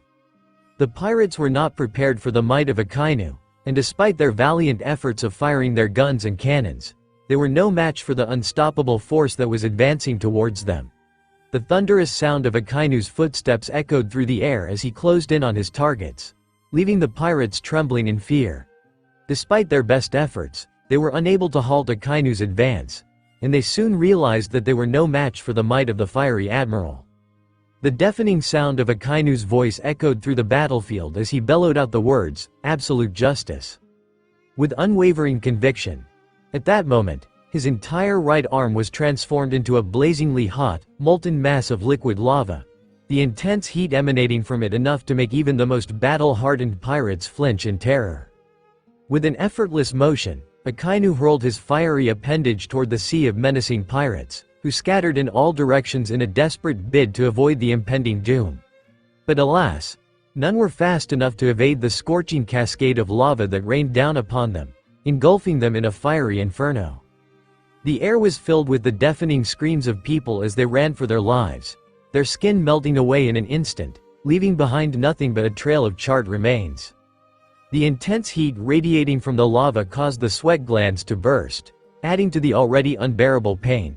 In a matter of seconds, the once bustling street had been reduced to a sea of people writhing in agony, their muscles and tissues burning away like paper, leaving behind nothing but a dark, coal-like residue.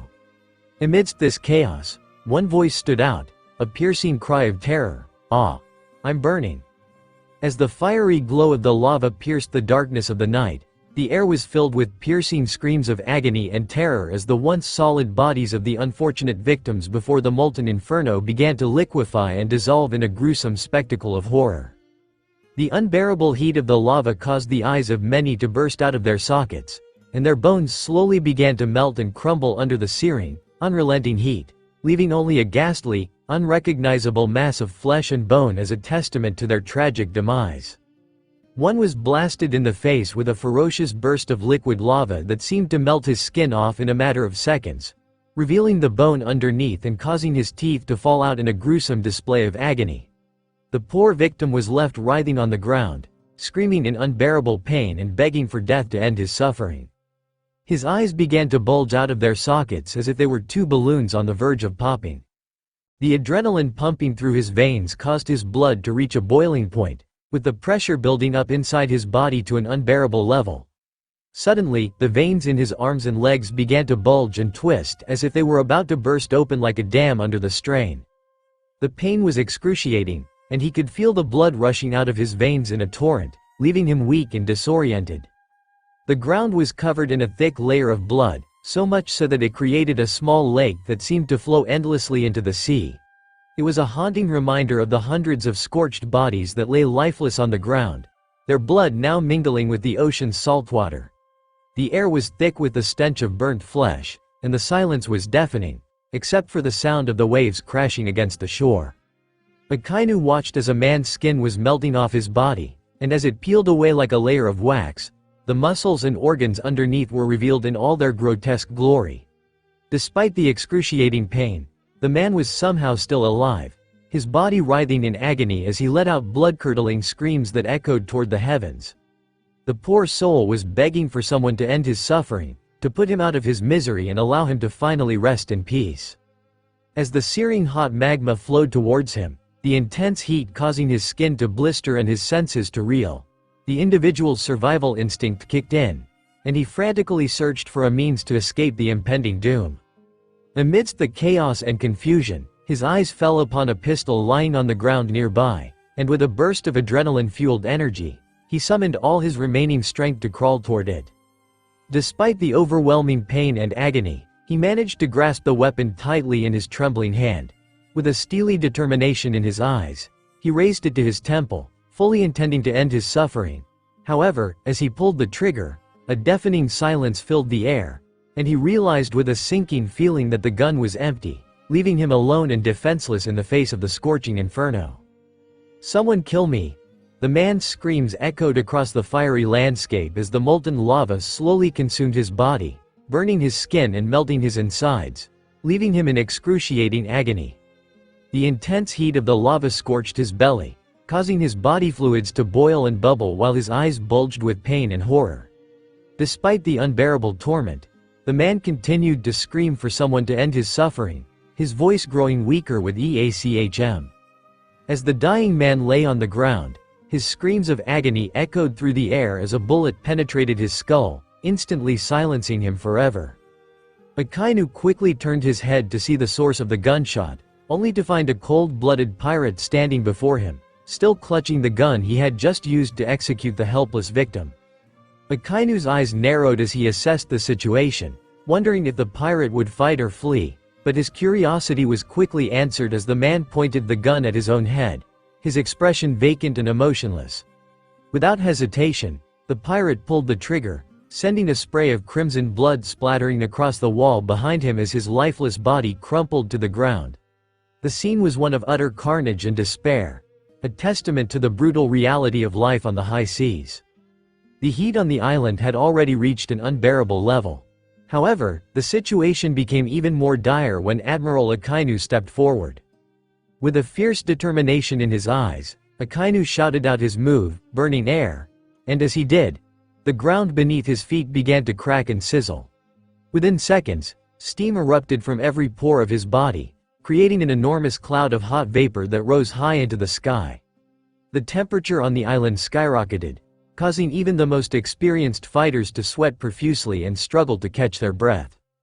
As Akynu relentlessly marched forward, his fiery presence engulfed the surrounding area, causing a sea of terrified pirates to scatter in every direction, frantically searching for any means of escape.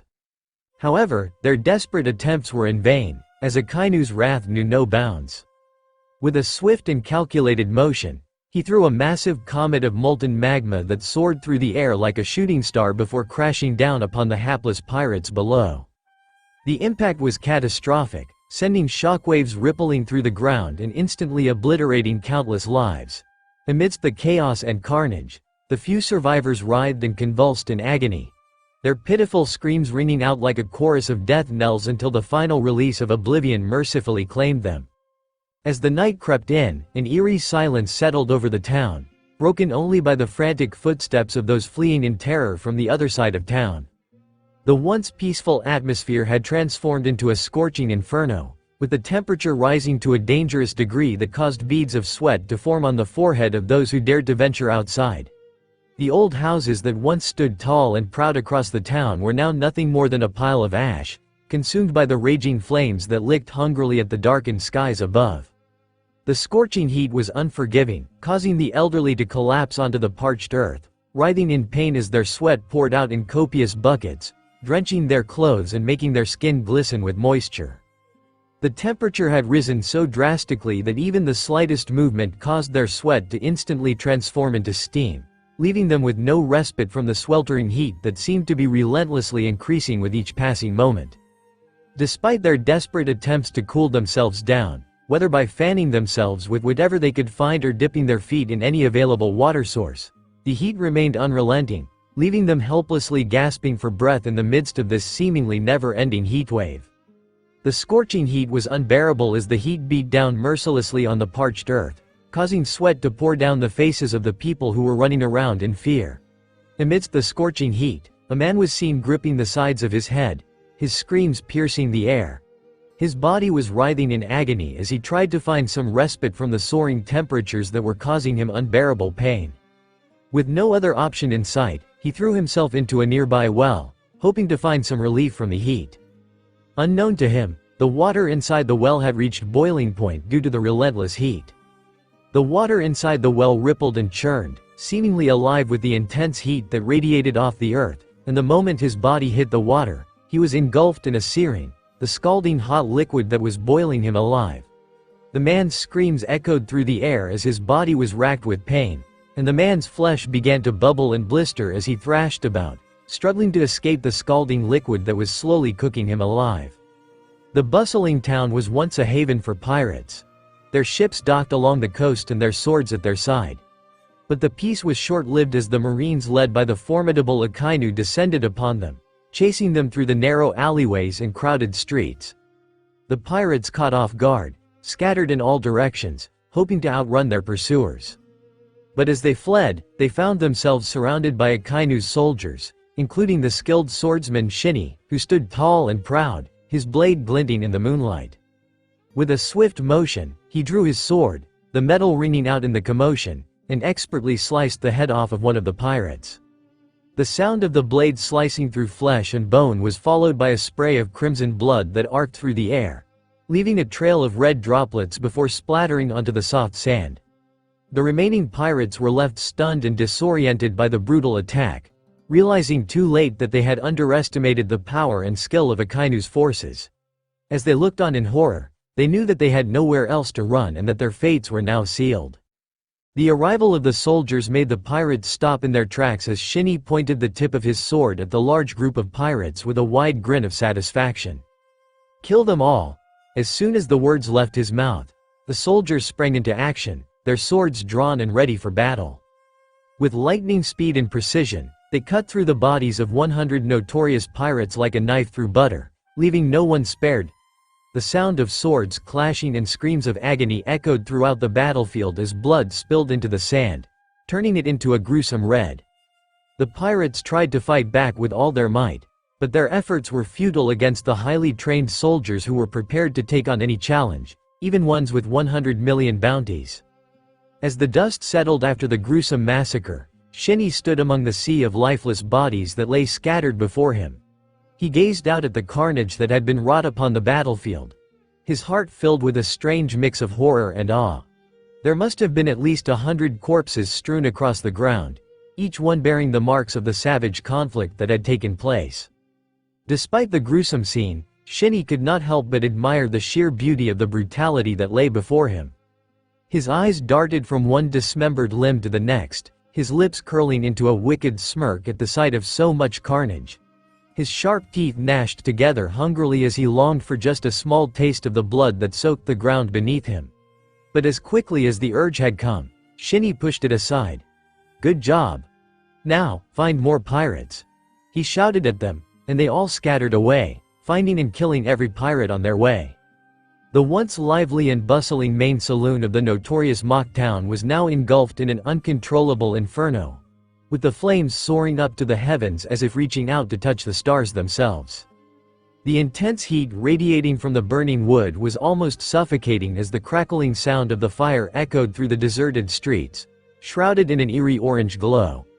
Red-hot sparks danced and flickered in the night air like a swarm of fireflies, their fiery trails illuminating the destruction and chaos that had consumed the town. It was a scene straight out of a nightmare, and the only thing left to do was to watch as the once vibrant Mocktown was mere memory of what it used to be. As Akynu strode through the once peaceful town, his powerful presence evoked fear and awe in those who witnessed him. He moved with a purposeful stride, like an unstoppable demon, leaving a trail of destruction in his wake. The heat emanating from his body was intense, and behind him, every house was engulfed in flame, their bright orange and red tongues licking at the night sky, painting it a shade of deep crimson. As the scorching heat blasted behind him, Akynu remained unbothered, his powerful devil fruit ability granting him immense resistance to even the most extreme temperatures. With every step he took, molten magma flowed beneath his feet, marking the ground with permanent indentations that would remain for years to come. Though the intense heat threatened to overwhelm even the most seasoned individuals, Akynu remained steady, his blazing footsteps creating a trail of destruction behind him that served as a testament to his power and tenacity. Akynu stood tall, his eyes scanning the horizon as he used his observation haki, honing in on any potential threats. As he surveyed the area, he quickly realized that the storm pirates were nowhere to be found. The absence of their ships on the water made him wonder where they had gone. However, he couldn't dwell on this for too long, as suddenly his haki alerted him to an imminent attack. Akynu turned his head just as a knife hit his face, but it didn't even penetrate his face. The intense heat radiating from Akynu caused the metal blade to liquefy and the handle to burn away, leaving nothing but a puddle of molten metal on the ground. Akynu saw a pirate landing in front of him. The man had short blonde hair, tears rolling down his cheeks, and a look of fury in his eyes. "You destroyed my ship. You killed my crew. You took everything from me," in a fit of pure fury, mixed with a deep sadness that seemed to seep from every pore. Bellamy shouted at Admiral Akynu, his voice ringing out across the land, the pain and anger evident in every word he spoke. Tears streamed down his face, hot and salty, as he remembered the crewmates he had lost, the ship that had been his home, and the life he had known before this moment. It was all gone, taken from him in a brutal attack that had left nothing but destruction in its wake. And yet, despite the devastation that surrounded him, Admiral Akynu stood there with a passive look on his face, almost bored, as though the loss of so many lives meant nothing to him. Bellamy glared at him with a burning intensity, his eyes filled with a mix of hatred and despair as he struggled to come to terms with the reality of what had happened. As Akynu approached Bellamy with a dismissive air, he scoffed, "I don't even know who you are." His words dripped with contempt as he marched towards the man, his muscular frame radiating intimidating energy. As he neared, his right fist began to transform into molten lava, an ominous sign of the power he wielded. Bellamy, seething with anger, gritted his teeth and braced himself for the impending attack. Bellamy's voice boomed through the night as he shouted with conviction, "You will." His eyes blazed with an intense fury as he activated his devil fruit powers, causing his legs to transform into powerful springs.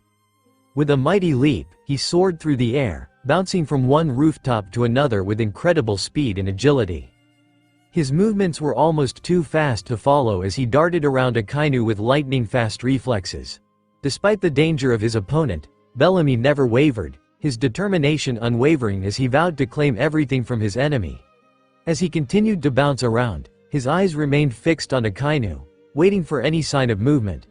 But the enemy stood still, his stoic expression betraying nothing. He couldn't help but smirk as he watched Akynu struggle to keep up with his lightning-fast movements.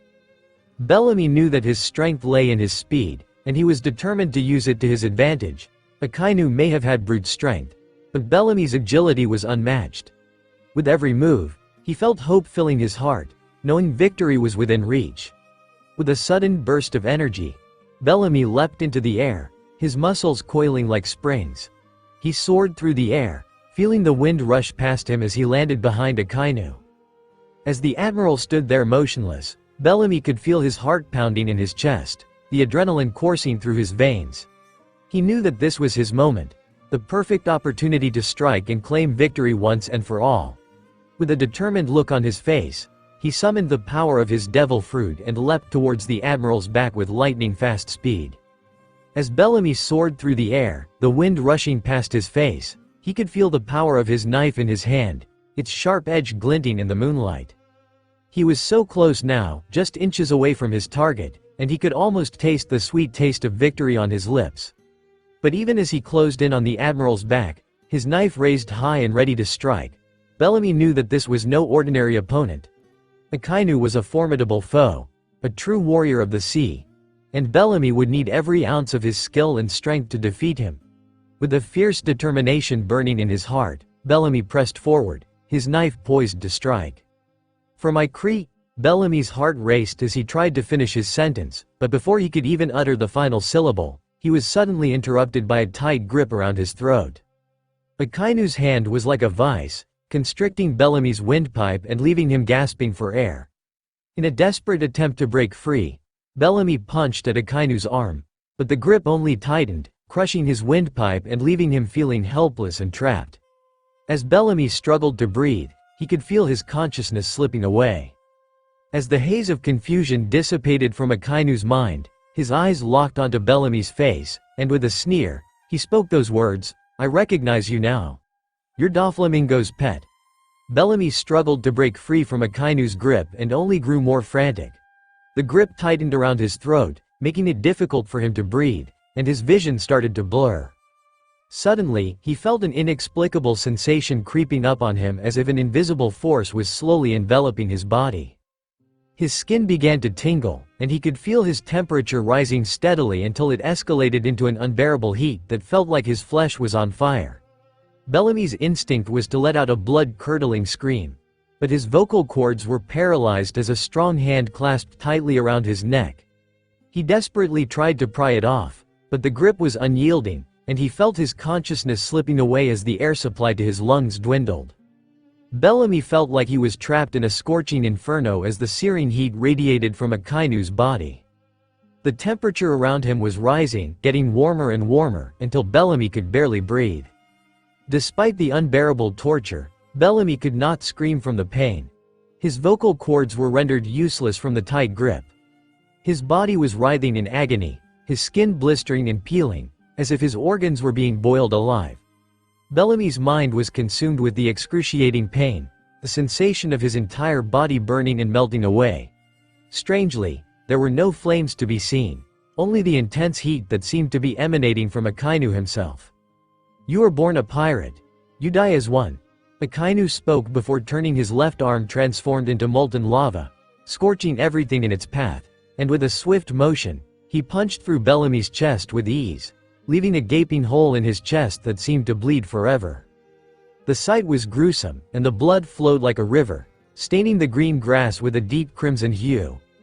Bellamy's body convulsed for a moment before going still, and it was clear that the fatal blow had destroyed his spinal cord, killing him instantly. As Akynu released his grip on Bellamy, plummeted into the crimson pool of his own blood, sending ripples through the viscous fluid. A plume of smoke bellowed from the gaping hole in Bellamy's chest, creating a hauntingly macabre atmosphere. Amidst the chaos, Bellamy's expression was etched with pure terror, as if he had witnessed the very depths of hell. The deafening silence that followed was a poignant reminder of the fragility of life and the unforgiving nature of the world they inhabited. Monkey D. Luffy as they emerged from the tree line, their eyes widened in surprise and horror at the sight that greeted them. Before them, the once serene landscape was now consumed by chaos and destruction. A raging inferno blazed across half the island, its fiery tendrils licking at the sky with a fierce intensity. The flames had engulfed Mocktown, reducing buildings to mere ashes and leaving nothing but devastation in their wake. The sound of crackling flames and the acrid smell of smoke filled the air, creating an eerie, surreal atmosphere. "Oh, only one can do this." Robin's voice was filled with fear, causing it to tremble like a leaf in the wind. "Who?" Luffy demanded, knowing this wasn't an enemy he could take lightly. As soon as the words, "Admiral S. Sakazuki," escaped Robin's quivering lips, her entire body began to tremble uncontrollably, and her legs threatened to give way beneath her. The entire crew of the Straw Hat Pirates, who had come to know Robin as a fearless, unflappable member of their team, were utterly stunned by her sudden display of fear and vulnerability. The mere mention of Admiral Sakazuki's name was enough to strike terror into the hearts of even the bravest pirates, and Robin's reaction only served to confirm the crew's worst fears. They were in grave danger. As soon as the name Sakazuki reached Luffy's ears, his eyes widened with a sense of dread and foreboding. Luffy knew that he was now living on borrowed time.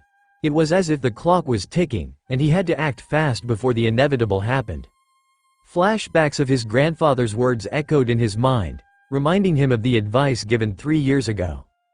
His grandfather had warned him that out of all the Marines, Admiral Sakazuki was the one to avoid at all costs.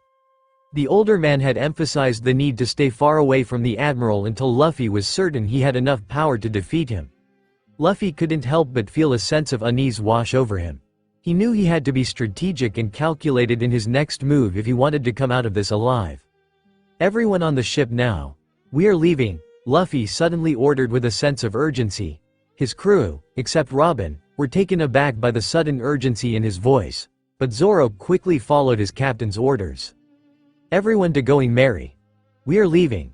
His declaration was met with a sense of urgency as the crew immediately began scrambling towards their beloved ship. The sound of their hurried footsteps echoed through the dense forest, stirring up a flurry of leaves and twigs. As they emerged from the woodland, the temperature seemed to skyrocket, and the air became thick and oppressive. It was as if they had been transported back to the scorching deserts of Alabasta, only this time, the heat was 5 times more intense. "What is going on? What is this heat?" Vivi questioned, her voice trembling with fear as she gazed up at the night sky. Despite being raised in a city surrounded by deserts, the intense heat was almost too much to bear for even someone as accustomed to harsh weather as she was. Beads of sweat trickled down her forehead, causing her to wipe them away with a shaky hand. Looking around, she noticed that she was not alone in her discomfort. Everyone was sweating profusely except for Nami, Nijiko, and Luffy, who seemed completely unaffected by the blistering temperatures. The salty ocean breeze filled the air as the Straw Hat Pirates approached their beloved ship, Going Merry. As they drew near, they noticed the familiar figures of Cricket, Masira, and Shoju standing in front of it, their expressions tense and anxious. "Straw Hats, what's happening?" Cricket questioned as he cupped his face with his hands to sound louder, sweat rolling down his face. "We all need to leave. Get in our ship." Luffy ordered the 3 monkey humans. They all could hear the urgency in Luffy's voice and knew better than to question it. Whatever was happening, it was definitely bad. The atmosphere was tense as the Straw Hat Pirates were getting ready to jump on the ship and set sail on their beloved ship, Going Merry.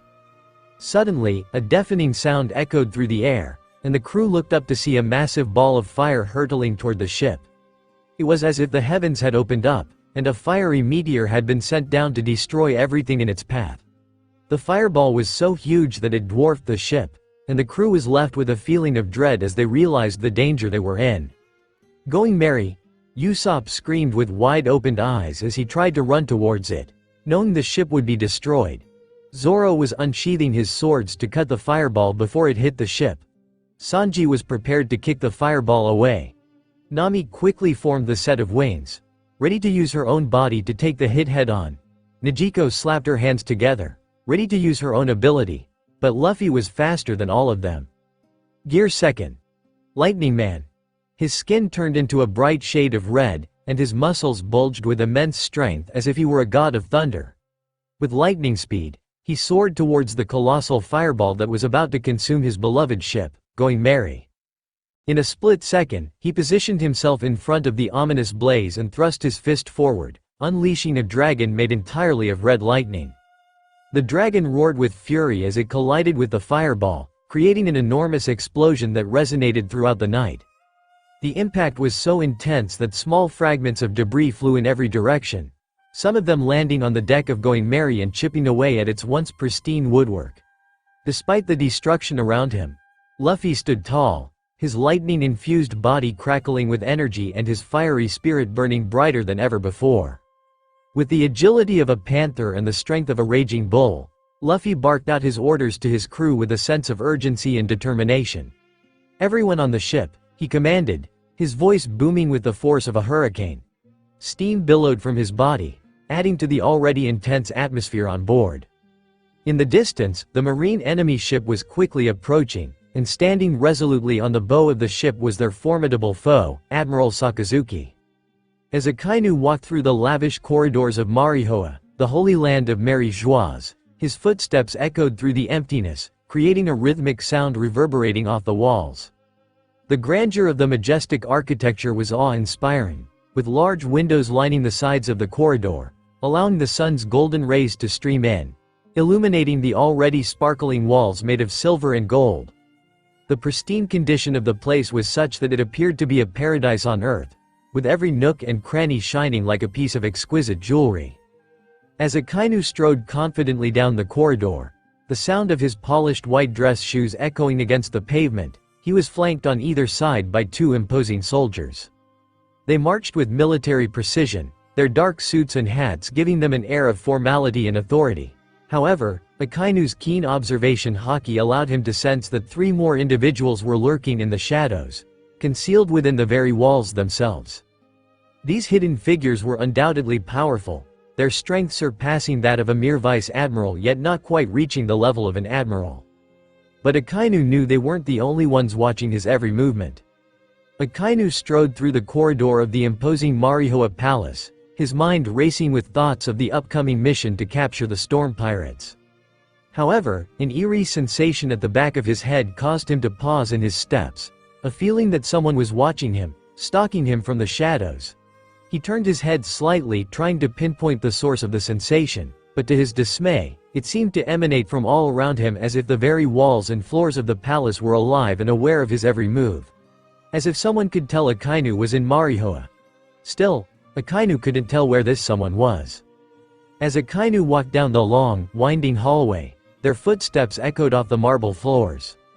And as they reached the end of the hallway, they were met with a large double door that was unlike any other. The door was made of pure silver, and the handle was crafted from the finest gold, intricately designed with stunning detail. The servant approached the door with reverence, knowing that what lay beyond was reserved only for the most privileged of guests. With a gentle hand, he turned the handle and pushed open the door gracefully, revealing a room that was fit for a god. As Akynu stepped into the room, his eyes were met with grandeur. The room was a spacious square, adorned with 5 regal couches and seats that were placed in a seemingly haphazard manner yet somehow managed to exude an air of elegance and sophistication.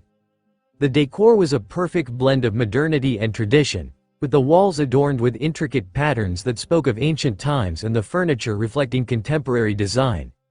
The room had a large square window that stretched across one of the walls, offering a breathtaking view of the vast ocean below the red line and the endless clouds that hovered above as if trying to touch the heavens. It was a room that spoke of power, grandeur, and exclusivity. As Akynu stepped into the imposing room, he couldn't help but feel a sense of familiarity wash over him. With a deep breath, he let his eyes wander around the room, taking in every detail of the grandeur surrounding him. It wasn't the first time he had been in this particular room, and he knew all too well the significance it held for those who aspired to become admirals of the marine. For generations, every admiral had walked through these same doors, their hearts beating with anticipation and nerves as they prepared to take their vows to the world government. It was here, in this very room, that they would receive the coveted medal of the Admiral and pledge their allegiance to their duty to protect the world's citizens. Those who dared to break their vows were met with swift and unforgiving justice. God saw to it that traitors were punished accordingly, and the punishment was always death. This room, with its grandiose architecture and imposing presence, had served as a stage for the most significant events in the history of the Marines. All the admirals, from Kizaru to Aokiji, from Sengoku to many others before them, had been coronated in this very room, their achievements recognized and celebrated by their fellow Marines. However, it was not only the admirals who had graced this room with their presence. Even the legendary Garp, the hero, had once been summoned here by the 5 elders to convince him to take on the mantle of an admiral. The incident that led to this meeting was one of the most controversial and significant events in the history of the Marines, involving the infamous Celestial Dragons and the enigmatic pirate Gold D. Roger. The details of what had transpired that fateful day remained shrouded in mystery. Still, the rumor mill was abuzz with whispers of a confrontation between the legendary Marine Vice Admiral Garp and the 5 powerful elders that governed the world government. It was said that Garp had laughed in their faces, his eyes twinkling with mirth as he unabashedly declared that he had no intentions of becoming their lapdog. If they wanted a dog, he had quipped, then they ought to go and ask Sengoku. As Akynu strode into the room, his senses immediately prickled with the eerie sensation of being watched. It wasn't the first time he had felt this way, but this time it was different. The intensity of the feeling was tenfold stronger than before.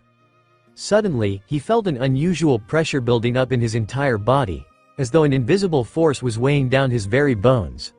Despite the added weight, Akynu refused to falter and stood tall, his head held high with the same pride that had propelled him to the top of the ranks. With a narrowed gaze, he scanned the room, his senses on high alert, searching for the source of this strange feeling that had unsettled him. "Never show fear," Akynu repeated in his head.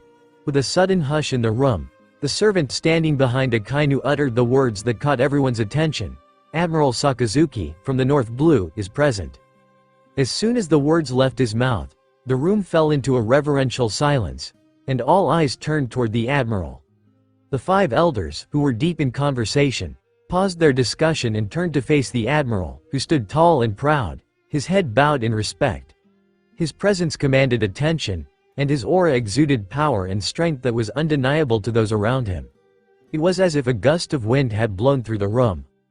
Akynu was not privy to the identities of the 5 mysterious figures who held the ultimate power over the world, and it seemed that nobody was.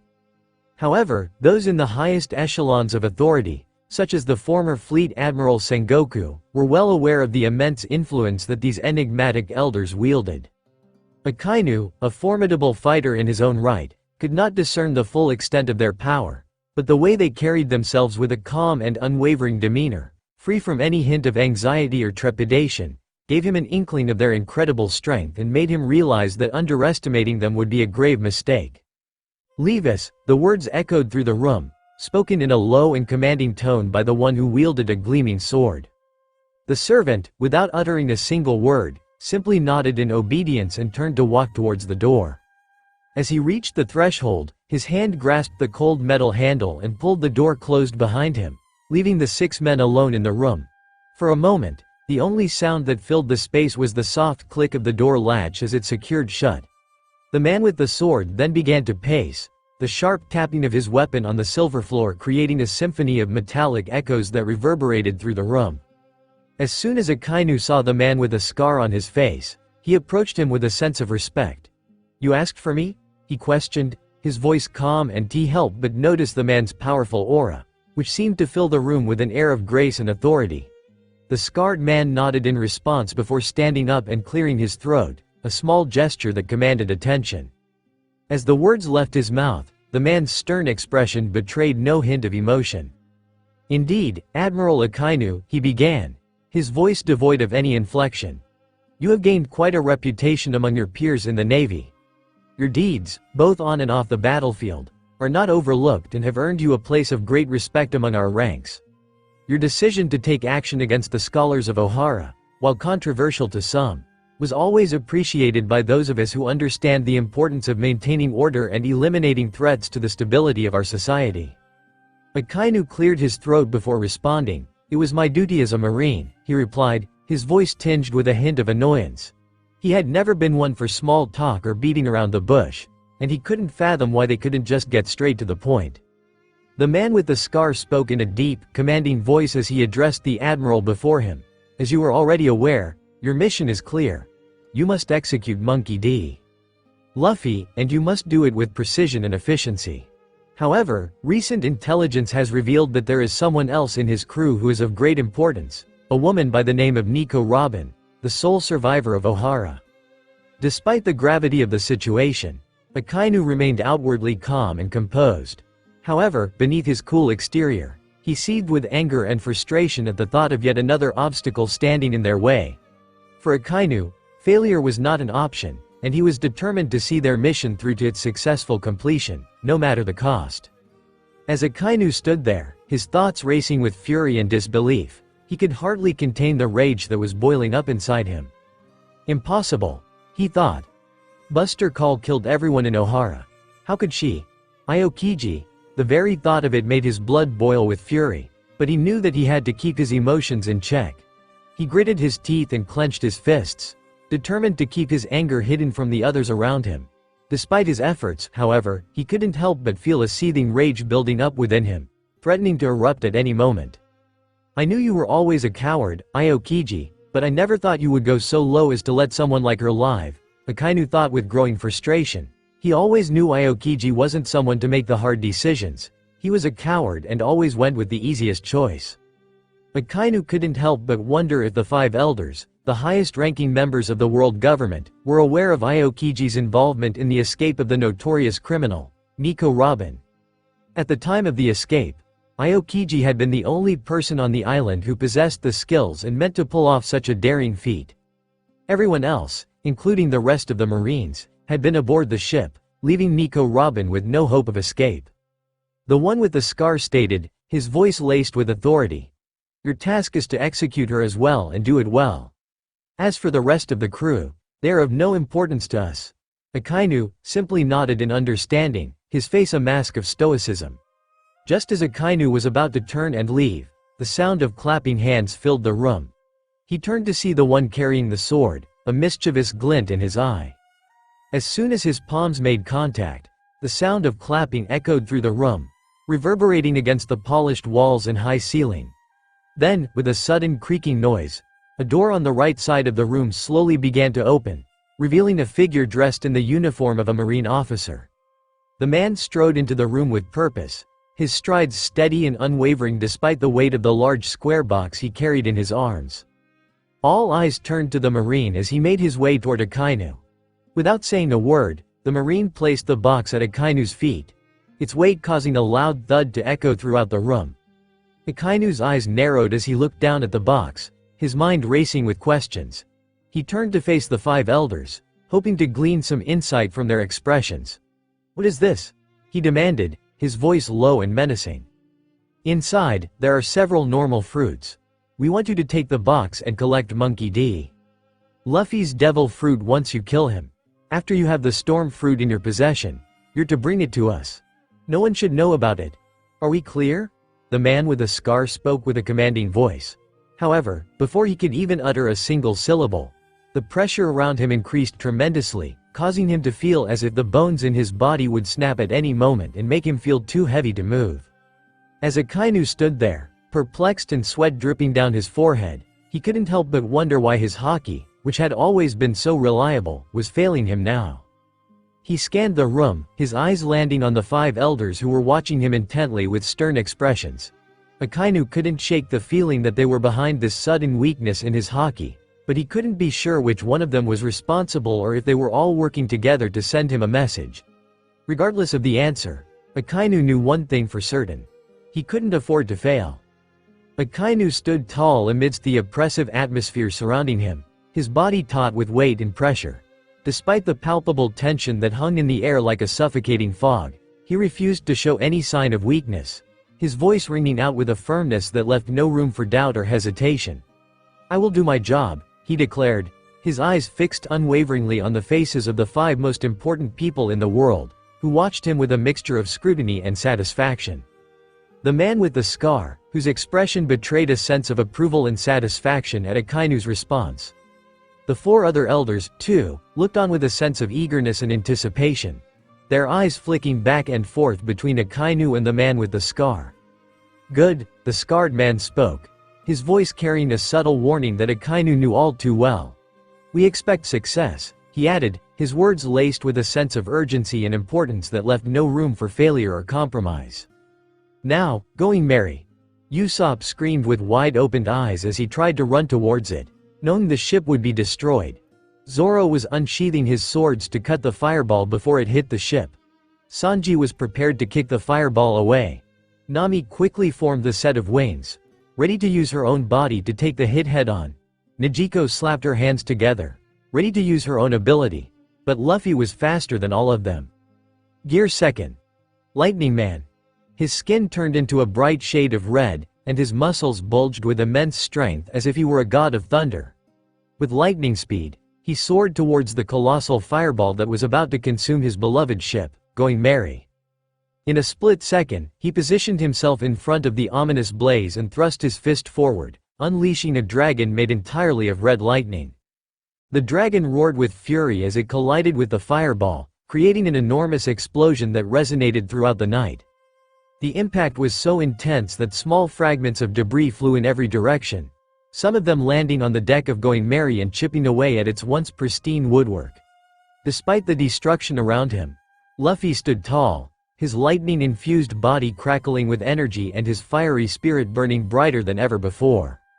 With the agility of a panther and the strength of a raging bull, Luffy barked out his orders to his crew with a sense of urgency and determination. "Everyone on the ship," he commanded, his voice booming with the force of a hurricane. Steam billowed from his body, adding to the already intense atmosphere on board. Irene enemy ship was quickly approaching, and standing resolutely on the bow of the ship was their formidable foe, Admiral Sakazuki. As the enemy ship approached, the intense heat in the air caused beads of sweat to form on the foreheads of Zoro and the rest of the crew, their senses heightening as they prepared for battle. Standing steadfast on the ship's bow, Luffy could feel the weight of his responsibility as captain weighing heavily upon him. Suddenly, Zoro's urgent call pierced through the air, breaking Luffy's concentration and causing him to turn toward his trusted swordsman. "Captain!" Zoro called out, his voice echoing across the deck. The tension on board was palpable as everyone could feel the heat in the air increasing alarmingly. The sweltering heat was making it difficult for Usopp and the Monkey Brothers to navigate the ship, their hands slipping on the sweaty ropes as they struggled to keep the ship moving as quickly as possible. With their vision becoming increasingly blurry and their heads spinning, they felt like they were in a fever dream, but they knew they couldn't give up because the enemy was closing in fast. Luffy stepped forward with unwavering resolve and addressed his trusted comrade, Zoro, in a tone that was uncharacteristically grave and devoid of any trace of his usual lightheartedness. "Let me handle this, Zoro," he declared, his eyes narrowed in determination as he locked gazes with the ruthless Admiral Akynu, his fiery aura pulsating with deadly intent. Despite the overwhelming odds stacked against him, Luffy refused to back down, knowing his fate of his depended on this. As Sanji approached his captain, he took a confident stride and positioned himself at his side, his hand reaching into his pocket to retrieve a cigarette. However, as he pulled out the slender stick and brought it to his lips, he felt a sudden surge of warmth in the air, causing him to pause momentarily. The temperature continued to rise, and beads of sweat formed on his forehead as he realized that the heat had become so intense that the cigarette was almost lighting up on its own. Despite the discomfort, Sanji remained steadfast, determined to stand by his captain's side. As Sanji brought the cigarette to his lips, he inhaled deeply, feeling the hot smoke fill his lungs and the satisfying rush of nicotine coursing through his veins. As he exhaled a puff of smoke, he couldn't help but notice the heat radiating around him. Though it didn't bother him much, he could tell Robin was uncomfortable, fanning herself. Surprisingly, Nijiko didn't seem to be affected by the heat at all. Her demeanor was calm and collected. Despite Robin's discomfort, Sanji took another drag of the cigarette, enjoying the sensation of smoke filling his lungs once again. Sanji's thoughts drifted to the people he had left behind, and he couldn't help but wonder if this was truly the end of the line. With a grave voice but a smile on his face, he turned to Captain Luffy and asked, "This is it, Captain. Tell me, is this the end of the line?" The tension in the air was palpable, and Sanji knew that the risk of dying hung over all of their heads like a suicidal rope. As he pondered his own mortality, his thoughts inevitably turned to Zeph, the man who had raised him and taught him everything he knew about cooking, and to his fellow chefs, who had become like family to him. But most of all, he thought of Reiju. As the crew braced themselves for what lay ahead, Sanji couldn't help but wonder if he would ever see them again. With a resolute tone in his voice, Luffy refused to accept defeat and assured his crew that he would ensure their safety no matter what. "No, I will make sure of it," he declared, his unwavering confidence radiating through his words and filling his crew with renewed hope and determination. Realizing their best chance of survival was to reach Sky Island, Luffy wasted no time giving orders to his crew. "Zoro, follow the Monkey Brothers," he commanded, his voice ringing out with authority. With a flick of his wrist, he summoned a spectacular display of lightning strikes that illuminated the dark ocean and sounded like a horn of war in the sea. "Captain," Zoro spoke, his voice confident and determined as he tightened his grip on the pommel of his swords, "let me help." The marine ship was quickly closing the distance between them, and the tension aboard their own vessel was palpable. Sanji, standing nearby, nodded in agreement with Zoro's suggestion. A rare moment of unity between the two usually contentious crewmates. As the wind picked up and the sea grew choppy, the two men readied themselves for battle, their eyes locked on the approaching enemy ship. "No," Luffy's voice cut through the howling wind and crashing waves as he stood firmly at the helm of his ship, his gaze locked on the approaching enemy vessel. "I'm the captain of this ship," he continued, his tone unwavering and commanding, "and I'm ordering you both to protect the crew." As he spoke, a dragon head made out of lightning appeared in the dark clouds, roaring ferociously at the enemy ship, its deafening roar echoing for miles away. Luffy's eyes blazed with determination as he clutched his hand, which was now engulfed in crackling, electric energy. "Our objective," he bellowed over the storm's din, "is to get to the Sky Island, and nothing will stand in our way." His gaze flickered to Akynu, who stood on the enemy vessel, his expression twisted in a cruel sneer. But Luffy was undaunted. He had faced down far greater foes than this. With a fierce determination burning in his heart, he raised his hand, electricity crackling around his fingers. "And as for you, Akynu," he growled, "you'll regret ever crossing paths with the Straw Hat Pirates." With a fierce determination in his eyes, Luffy let out a deafening roar, calling forth his mighty power. "Kirin," he bellowed, his arm slicing through the air in one swift motion. The dragon head, its eyes blazing with otherworldly energy. Without hesitation, it descended upon the enemy ship with lightning speed. A blinding flash of light preceding a massive explosion of electricity. Bolts of lightning shot out in every direction, illuminating the dark ocean and shaking the very foundations of the earth for miles around. The sound of the thunderous impact echoed through the air, a testament to the raw power of Luffy's attack. Zoro expected to see the marine ship destroyed, but instead, he saw a massive dog head made of lava covering the entire ship like a shield, its glowing eyes fixed on Zoro as he approached. Where the lightning had struck, naught but smoke was coming out of it. The enemy ship was completely fine. Amidst the chaos and confusion, Usopp's voice rang out in a loud scream. It didn't work. As the multiple fireballs began to descend from the sky, each one illuminating the dark night sky with a fiery glow, casting an eerie and ominous shadow over the entire sea. Panic and fear ran rampant among the crew as they realized their beloved ship, going merry, was in grave danger. But in the midst of this disastrous situation, Luffy's quick thinking and leadership skills shone through as he bellowed, "Protect the ship!" With a fierce determination, he summoned several powerful dragons made of crackling lightning, each one hurtling towards the incoming fireballs with incredible speed and force. The resulting explosion was a breathtaking display of power and energy as the dragons collided with the fireballs in a dazzling burst of flame and light. Zoro stood firmly on the ship's deck with his swords sheathed and his eyes fixed on the incoming fireball. Without a moment's hesitation, he unsheathed all three of his swords, their sharp blades glistening in the bright moonlight. As Zoro's sword made contact with the fireball, a burst of sparks and flames erupted, filling the air with a dazzling display of light and heat. In a split second, Zoro's attack had hit the fireball, altering its trajectory and causing it to collide with the water near the ship. As the fireball hit the water, a loud hissing sound began to boil and steam rose from the surface. Zoro stood there, his sword still at the ready, watching as the water around the ship evaporated into steam, creating a cloud of mist that hung in the air. Sanji sprang into action as he noticed an incoming fireball hurtling toward their beloved ship. Without a moment's hesitation, he gracefully leapt into the air and executed a perfectly timed kick that sent the blazing ball of flame hurtling off course. However, instead of hitting the ship and causing widespread destruction, the fireball collided with a nearby island, setting ablaze everything in its path, including the humble abode of Cricket. Meanwhile, Nami used her devil fruit powers to clash with the incoming fireball. The resulting explosion was so massive that it could be seen from miles away, yet Nami remained unscathed, thanks to her quick reflexes and ingenuity.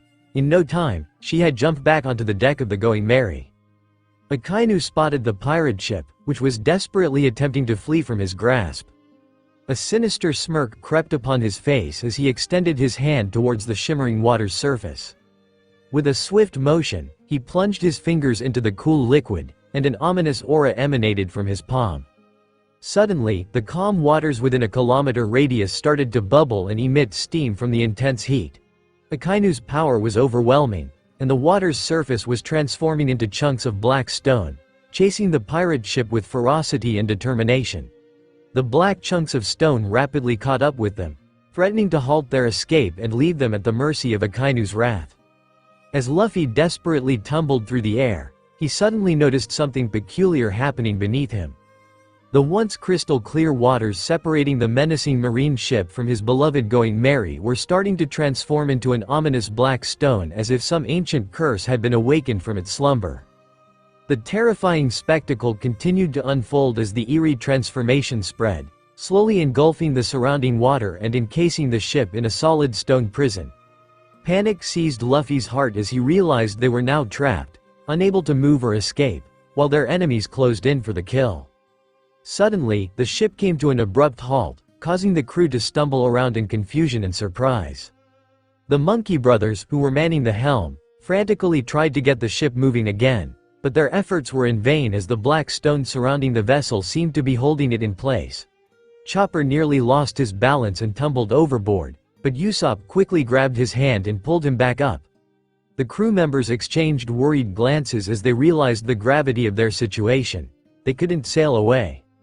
As Luffy landed on the main deck of the ship, his crew members Zoro, Sanji, and Usopp were already in the midst of freeing the ship from the stones.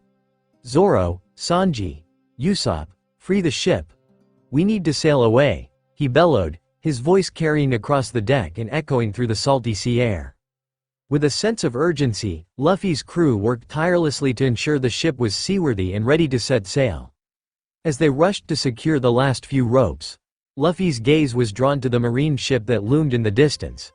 He squinted, trying to make out any sign of Akynu, but the ship was too far away. He couldn't shake the sense that something terrible was about to happen, and the knot in his stomach grew tighter with each passing moment. Suddenly, the sound of heavy footsteps echoed through the deck, causing everyone to freeze in their tracks. Before they could react, the figure of a man landed on the main deck with a thud, causing the wood to creak and groan under his weight. As they looked up, they saw the terrifying sight of the ruthless Admiral Akynu standing before them, his magma body glowing red-hot and lava leaking from his skin. The air was thick with tension, and the crew's breaths were stuck in their throats as they watched in horror as the wood slowly began to burn under Akynu's feet. Usopp tried to summon the courage to fight back against the Admiral. His hands shook as he reached for his revolver, but he couldn't seem to get a grip on it. With a steely gaze, Robin fixed her eyes on Akynu, the man who had caused the destruction of the ship many years ago. Despite her initial disbelief, the daring archaeologist had searched high and low, turning over every stone and delving into every rumor to uncover the truth behind the tragedy. Her tireless efforts had finally led her to one inescapable conclusion. Akynu had been the one to give the order. Despite the burning anger that threatened to consume her, Robin refused to let her emotions get the better of her. Akynu's sharp gaze scanned the group of people before him, his eyes lingering briefly on Nico Robin, the archaeologist with a dark past that he enjoyed reminding her of. However, something else caught his attention, a blue-haired girl standing beside her, looking visibly nervous. Akynu's lips curled into a sneer as he recognized her as Vivi, the former princess of Alabasta. Well, he drawled, his voice dripping with disdain. If it isn't Vivi, the pirate. Vivi's face was flushed with sweat and fear, knowing full well the kind of power Akynu possessed. The salty ocean air whipped through Zoro and Sanji's hair as they frantically tried to break through the impenetrable black stone. Each swing of their blades left only small, insignificant scratches on the surface. The urgency of their task weighed heavily on their minds as they realized the longer it took to break through. Zoro and Sanji's brows furrowed in determination as they continued to hack away at the stubborn stone. "I need to do this faster," thought Zoro, his heart pounding in his chest. Sanji's mind raced with ideas on how to speed up the process, but with each failed attempt, his frustration grew. With beads of sweat forming on her forehead and her heart racing, Vivi stood tall and declared with unwavering pride, "I am Nefertari Vivi, Princess of Alabasta." The weight of her title hung heavy on her shoulders as she fought to steady her breathing, each inhales feeling like a searing hot coal sliding down her throat. Despite the physical discomfort, Vivi refused to let her nerves get the best of her, determined to show Akynu the strength and conviction of a true princess. "I'm afraid not anymore. Didn't you read the newspaper?" Akynu questioned with a smug smile growing on his face, especially when Vivi's face slowly started turning pale. Vivi felt a shiver of fear in her body as her eyes widened. What do you mean?" she questioned, but a part of her didn't want to know what he had to say. The atmosphere was tense, and even the air around them seemed to carry a sense of foreboding. Akynu's words were like a sharp knife that sliced through Vivi's heart, leaving her feeling vulnerable and exposed. As Akynu spoke with a growing smug smile, the crew before him listened intently to the news he was about to deliver. "Your father, the king of Alabasta, delivered a public speech yesterday, and due to your treasonous acts of becoming a pirate and abandoning your country, he has made the difficult decision to remove you from the line of succession," he declared, his voice echoing throughout the air. The shock that rippled through the crow was palpable, and almost everyone gasped in disbelief except for Robin, who had already known this information. Akynu continued, "In addition to removing you from the line of succession, the king has also decided to remarry within a month, and his future children will inherit the throne of Alabasta." As the words left his mouth, Vivi gasped in horror. Her face turned white like a ghost, and her breathing became rapid as she struggled to stand on her feet. The weight of the news was too much for her to bear, and she could feel her world crumbling around her. The thought of losing her father and her country's legacy was almost too much to bear. As Akynu towered over, vivid demeanor had been replaced with one of utter defeat. Her eyes, once filled with fire, now glistened with tears as she struggled to comprehend the gravity of the situation. "Did you really think that someone of your status could just become a pirate and for there to be no consequences?" Akynu taunted, his voice oozing with disdain. "Well, perhaps this will teach you something," he added, his smirk growing even bigger as he watched Vivi fall to her knees. For a moment, Vivi felt as if her entire world had crumbled around her. As the tears rolled down her cheeks, she realized the gravity of her mistake. As the tension mounted on the ship, Akynu stepped forward, his eyes blazing with fury, and threatened to burn down the entire vessel. With a cold, hard glint in his eyes, he turned to the princess. "Lucky for you, I need you alive." But just as he was about to unleash his fiery wrath, a defiant voice interrupted him, shouting angrily from the sidelines. Lightning Tiger, Monkey D. Luffy summoned his immense power, channeling it through his entire right arm, which transformed into a crackling bolt of red lightning, illuminating the dark sky with its brilliant glow. With a deafening roar, he lunged forward, unleashing a devastating punch that struck Akynu square in the face. The impact was so powerful that the red electricity surged through his body, sending him hurtling back toward the island. As he crashed onto the rocky shore, a deep groan escaped his lips as he struggled to get back on his feet. As Zoro and Sanji relentlessly hammered away at the obsidian barrier encasing their beloved Going Merry, the Marine's ship crept closer. Suddenly, a deafening roar echoed across the sea, just as a colossal wave towered over the horizon, barreling towards them with a ferocity that left no room for escape. The sheer force of the wave was so great that it caused the entire warship to be hurled backward. As the fierce battle between Luffy and Akynu raged on, Luffy leapt forward, his powerful fists at the ready to strike. But in a swift and calculated move, Akynu dodged Luffy's attack easily, his eyes flashing with determination. Luffy, undeterred, continued his assault, his movements fluid and graceful as he launched himself at his opponent once more. As Akynu prepared to counter, his right arm began to glow with intense heat, causing the air around them to sizzle and crackle. The ground beneath their feet shook with the force of his power as he hurled a fist made entirely of magma toward Luffy's face. Luffy reacted quickly, his arms sparking with red lightning as he summoned all of his strength to create a shield around himself. But even with his lightning shield, the sheer force of Akynu's attack was too much for him to handle. The molten fist cut through his defenses like a hot knife through butter, its searing heat scorching his skin as it made contact with his exposed flesh. As he faced his enemy head-on, Luffy's senses were heightened, and his muscles tensed with anticipation. Suddenly, he let out a scream of pain, his body writhing in agony as he clutched his belly. Despite the searing pain, Luffy's instincts kicked in, and he quickly used his speed to gain some much-needed distance from his opponent. His eyes briefly glanced down at the right side of his belly, and his heart sank as he saw a huge, burning mark had formed, a testament to the deadly strike that had just landed on him. Blood trickled down his side, staining his clothes and leaving a trail of red behind him as he continued to dodge and weave, determined not to let his injury slow him down in this fight for his life.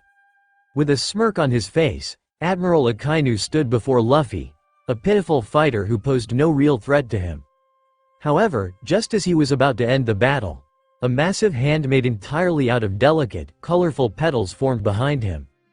The sight was so unexpected that even Akynu was momentarily taken aback.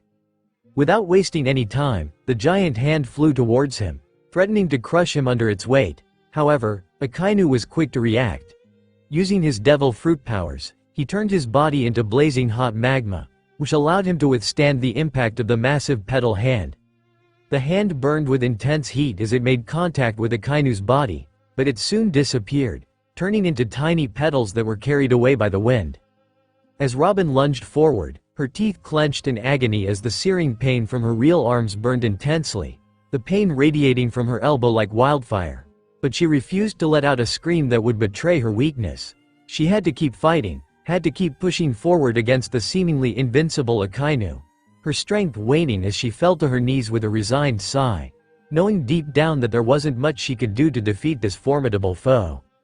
As Akynu began to approach Luffy, the young pirate's eyes widened with a mix of both determination and fury, causing him to clench his teeth together tightly. Akainu's entire body was made of magma, the glowing orange substance casting an eerie glow onto the surrounding area. With every step the Marine took, flames trailed behind him like a fiery comet, as if he was a creature emerging from the very gates of hell itself. Despite the intense heat and danger surrounding him, Luffy stood his ground.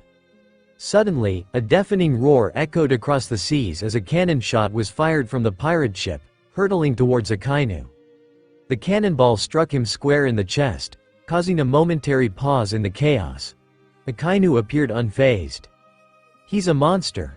The atmosphere was filled with tension and fear as Usopp screamed in sheer horror at the sight of the monstrous figure that stood before him.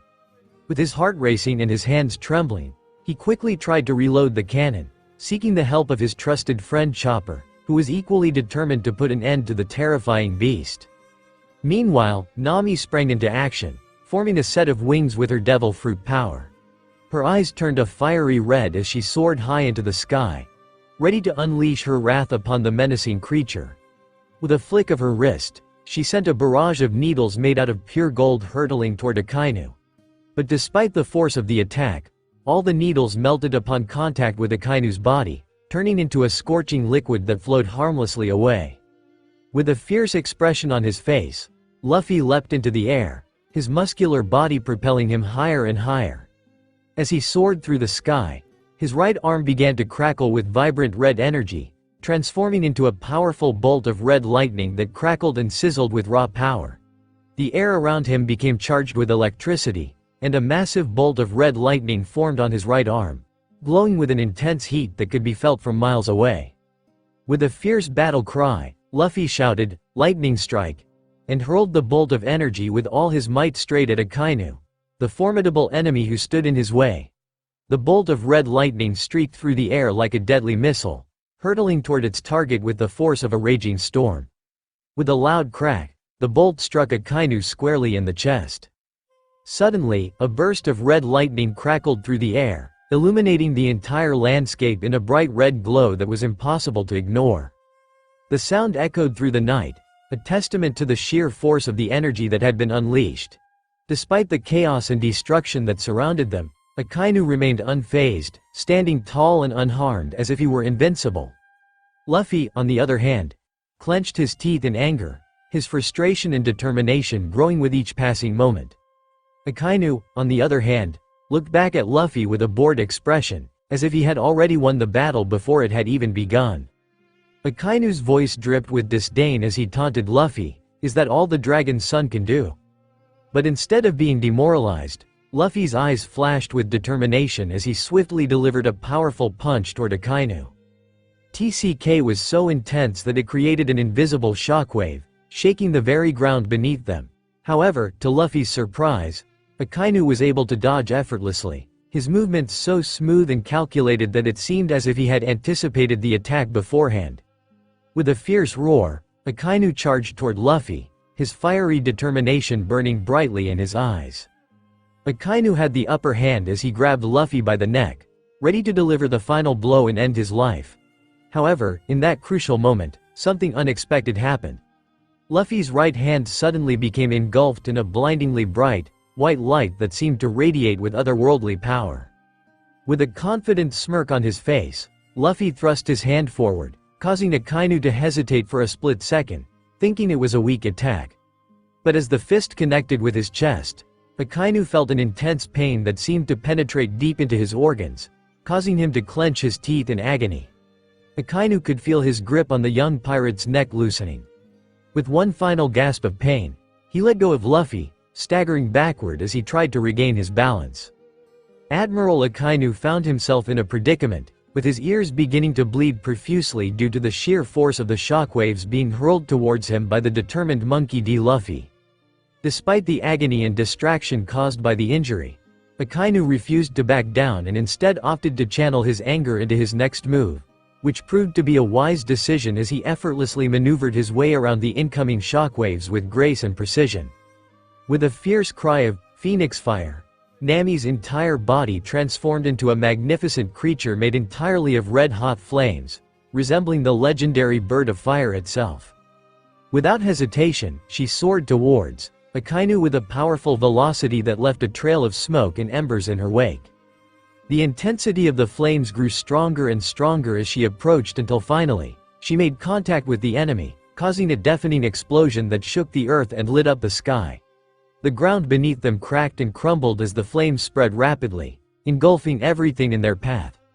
The forest did not match the Crimson Inferno, which devoured trees and bushes alike, leaving nothing but ash and smoke behind. Red-hot sparks danced and flickered in the night air like a swarm of fireflies, their fiery trails illuminating the destruction and chaos that had consumed the forest. As Nami's body reverted to its normal state, she took in deep, ragged breaths, her chest heaving with the effort. Her exhaustion was palpable, a physical weight that seemed to drag her down even as she stood upright.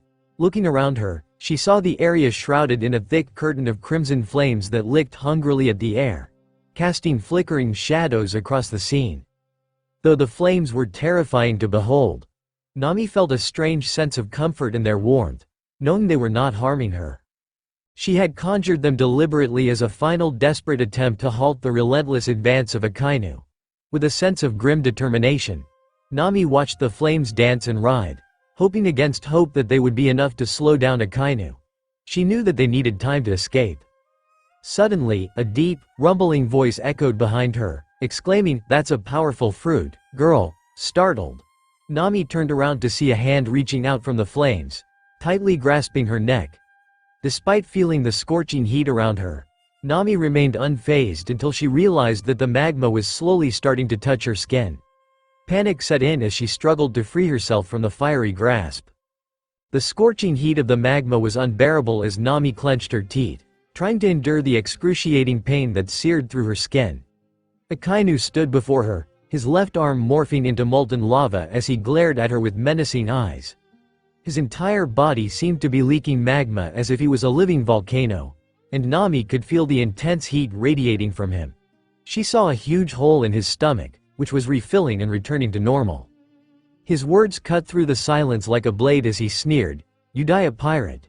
Undeterred, Nami stood her ground, eyes locked on her opponent's every move. In a split second, Akynu launched himself forward, his arm swinging toward Nami's stomach with deadly precision.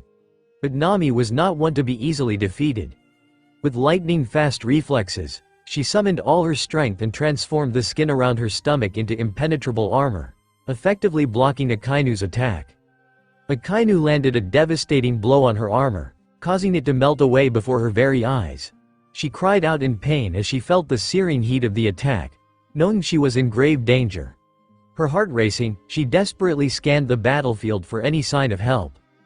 A magnificent dragon made entirely of water appeared out of nowhere, rushing through the air with incredible speed and force. It launched itself straight at Akynu, hitting him square in the chest and sending him flying backward with a shockwave that shook the ground beneath their feet. She stumbled backward, clutching her stomach in pain as she struggled to catch her breath. Akynu felt his magma turn to stone beneath his feet, his entire body becoming soaking wet. A sudden realization hit him. Water. He scanned his surroundings, trying to identify the water source that threatened to defeat him. His eyes darted through the steam that had been created around him, searching for any clues. A shocking sight caught his eye. Luffy, the infamous pirate captain, was charging towards him with a colossal red lightning bolt that crackled and hissed like a long-necked dragon. With his resolve unwavering and his eyes gleaming with determination, Luffy took a deep breath and let out a fierce battle cry, "Dragon Lightning." His powerful fists crackled with electrifying energy as he lunged toward his enemy and landed a devastating blow straight in the chest of Akynu. The impact was so intense that a massive explosion of red electricity echoed throughout the land, causing the trees and grass to burn and turn into ash. The once peaceful landscape was now filled with chaos as objects were sent flying in the air, tumbling and spinning as if they were mere toothpicks. As Akynu's eyes glared with an intense fury, he clenched his teeth tightly together, frustrated with Luffy's unrelenting defiance. With a single, determined stride, he rushed forward, his mind consumed with the thought of crushing the pirate under his boot. Luffy, who had been caught off guard by Akynu's sudden attack, stood frozen, his eyes wide with shock and terror. In a flash, Akynu's magma fist connected with Luffy's chest, causing the pirate to scream out in agony. Akynu, his face twisted into a grotesque grin of triumph, knew he had won. As Akynu stood there facing Luffy, suddenly, he witnessed a thunderous transformation just in front of him. The Luffy he was facing turned into a lightning bolt, leaving Akynu momentarily confused and disoriented. However, with his well-honed observation, Haki quickly picked up on another Luffy appearing behind him. Without hesitation, Akynu spun around and unleashed his fearsome magma fist toward the new Luffy, but the Storm Boy was too quick for him. With lightning-fast reflexes, Luffy dodged the attack, feeling the intense heat of the magma burning his ear ever so slightly. Undeterred, Luffy gathered his ability and channeled it into his right fist, causing it to glitter with a dazzling white aura.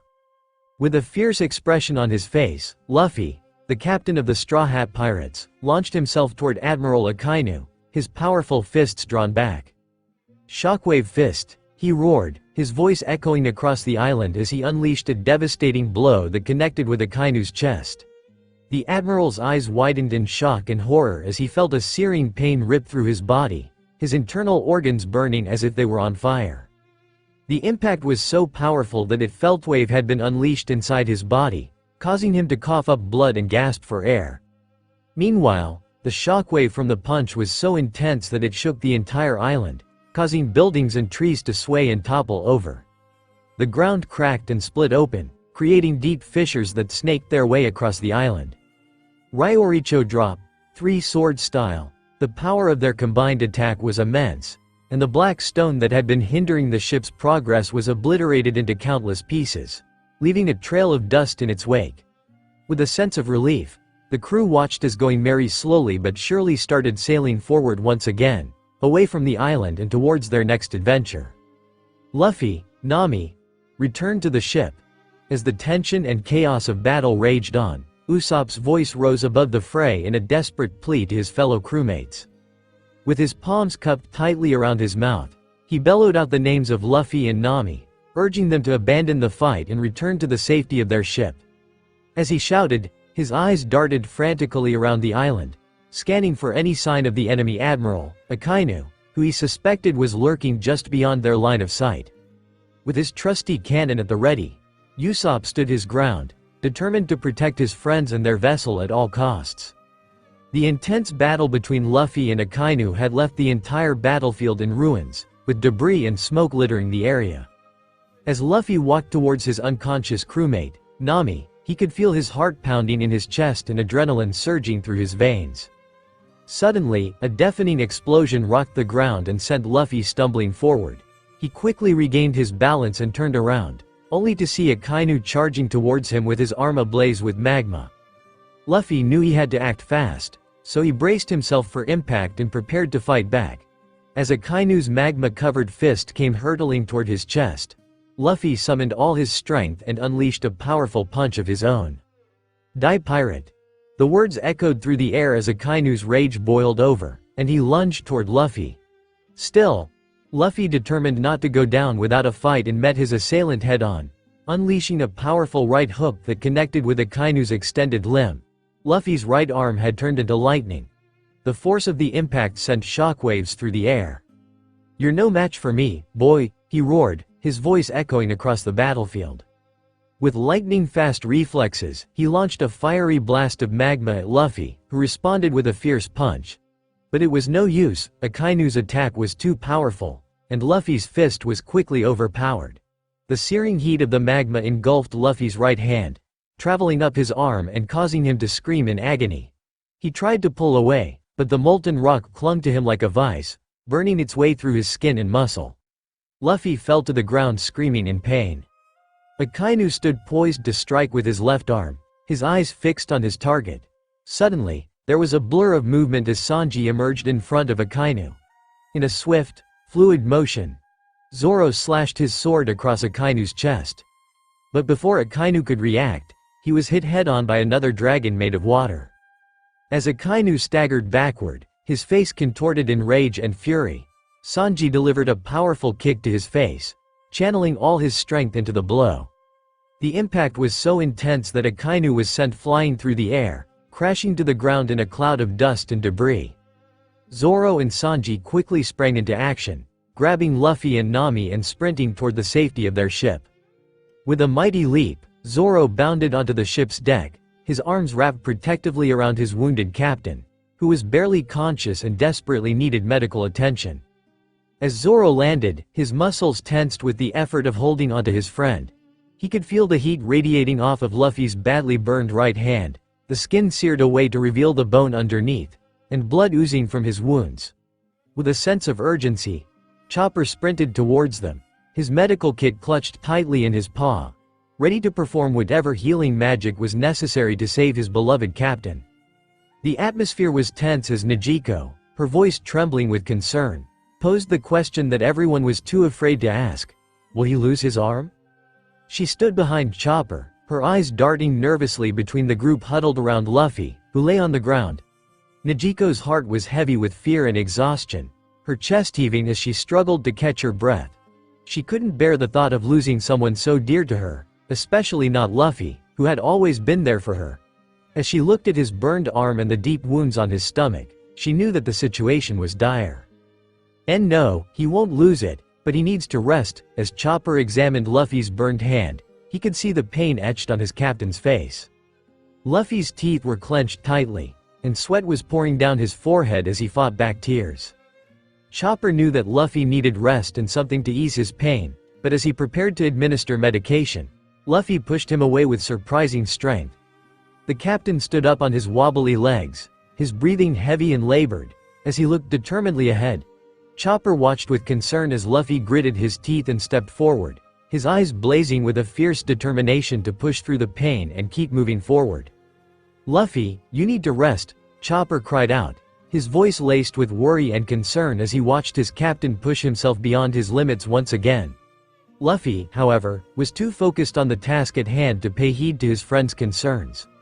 His eyes were fixed on the marine ship that was rapidly approaching them. The one on the wheel of Going Merry was Cricket, who seemed to go in a certain direction in the middle of the ocean. As Luffy turned around, his gaze fell upon Nami, who was lying on the wooden floor. Upon closer inspection, he noticed that she had a minor burn around her delicate neck and a big one on her stomach which seemed to have caused her immense pain. Her once rosy cheeks had turned pale, and she was breathing heavily, trying to catch her breath. Luffy's heart sank as he looked closer at Robin, who had burns all over her arms. A sudden wave of anger and sadness washed over him as he realized he had failed to protect his crew. His fists clenched in fury as he struggled to come to terms with his helplessness. He didn't want his comrades to see him in such a vulnerable state, so he walked up to the back of the ship, trying his best to hold on to his consciousness. With determination in his eyes, Luffy stood tall on the deck of his ship as he prepared to deliver a heartfelt speech to his beloved crewmates. He knew what he had to do to ensure their survival. He had to make the ultimate sacrifice. The thought of leaving his friends behind pained him, but he knew that it was the only way to keep them safe from harm. Luffy's heart was pounding with fear and uncertainty as he gazed out at the endless expanse of water before him, wondering if this was truly the end of his journey. Despite the searing pain shooting up his right hand, he refused to let go of the hope that faintly flickered within him, the hope that he would find a way to survive this ordeal and continue his quest. His fingers felt numb and lifeless as if they were no longer a part of his body, but he refused to give up. As he prepared to take the plunge, the world around him suddenly lurched and swayed as if it was alive and trying to shake him off. Luffy clung to the mast with all his strength. As Akynu stood on the deck of his ship, his eyes locked onto the pirate vessel looming in the distance, his heart filled with a burning desire for revenge. He had underestimated these brats once, but not this time. Not again. His hands clenched into fists, and he could feel the heat emanating from his body as he prepared to unleash a barrage of fireballs at them, obliterating them once and for all. This time, he was determined to emerge victorious and prove his worth as a marine. The wind howled around him as he readied himself to kill them. As the marine vessel sailed through the waters, the once calm sea transformed into a raging monster, causing the ship to shudder violently, threatening to throw Akynu and the rest of the crew overboard. In a split second, Akynu's training kicked in as he grabbed hold of a nearby rope, his muscles straining against the force of the ship's sudden backward motion. The pirate ship, which moments before had been very close, now seemed to retreat into the distance, leaving the Marines bewildered and confused. As Akynu stood on the deck of his ship, his sharp eyes caught a sudden movement on the sea surface. He furrowed his brows in confusion and stepped forward to get a closer look. Suddenly, the water beneath the pirate ship began to churn violently, causing the vessel to rise up at an alarming rate. Without a moment to spare, Akynu quickly formed a massive fist of molten lava, gathered all his strength, and threw it towards the pirate ship, hoping to sink it and capture the pirates.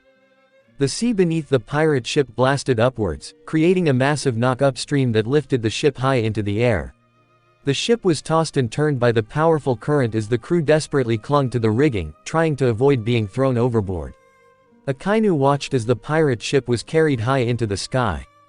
Akynu stood there on the deck of his ship, his eyes fixed on the disappearing pirate ship that was ascending into the sky with the knock-up stream. His heart was aching with frustration and anger because he knew he couldn't pursue them. The knock-up stream was a powerful natural phenomenon that only a few skilled sailors could navigate, and he was not one of them. He could feel the heat rising in his chest as he watched his enemies escape from his grasp. Despite his burning desire to chase after them, he knew trying would be foolish. His ship was not designed to withstand the unpredictable and treacherous currents of the knock-up stream, and any attempt to follow the pirate ship would most likely result in the destruction of his vessel and the loss of his crew. So, with a heavy heart, he turned away from the sight of the pirate ship disappearing into the clouds, vowing to himself that he would find another way to catch them and make them pay for their crimes. I failed.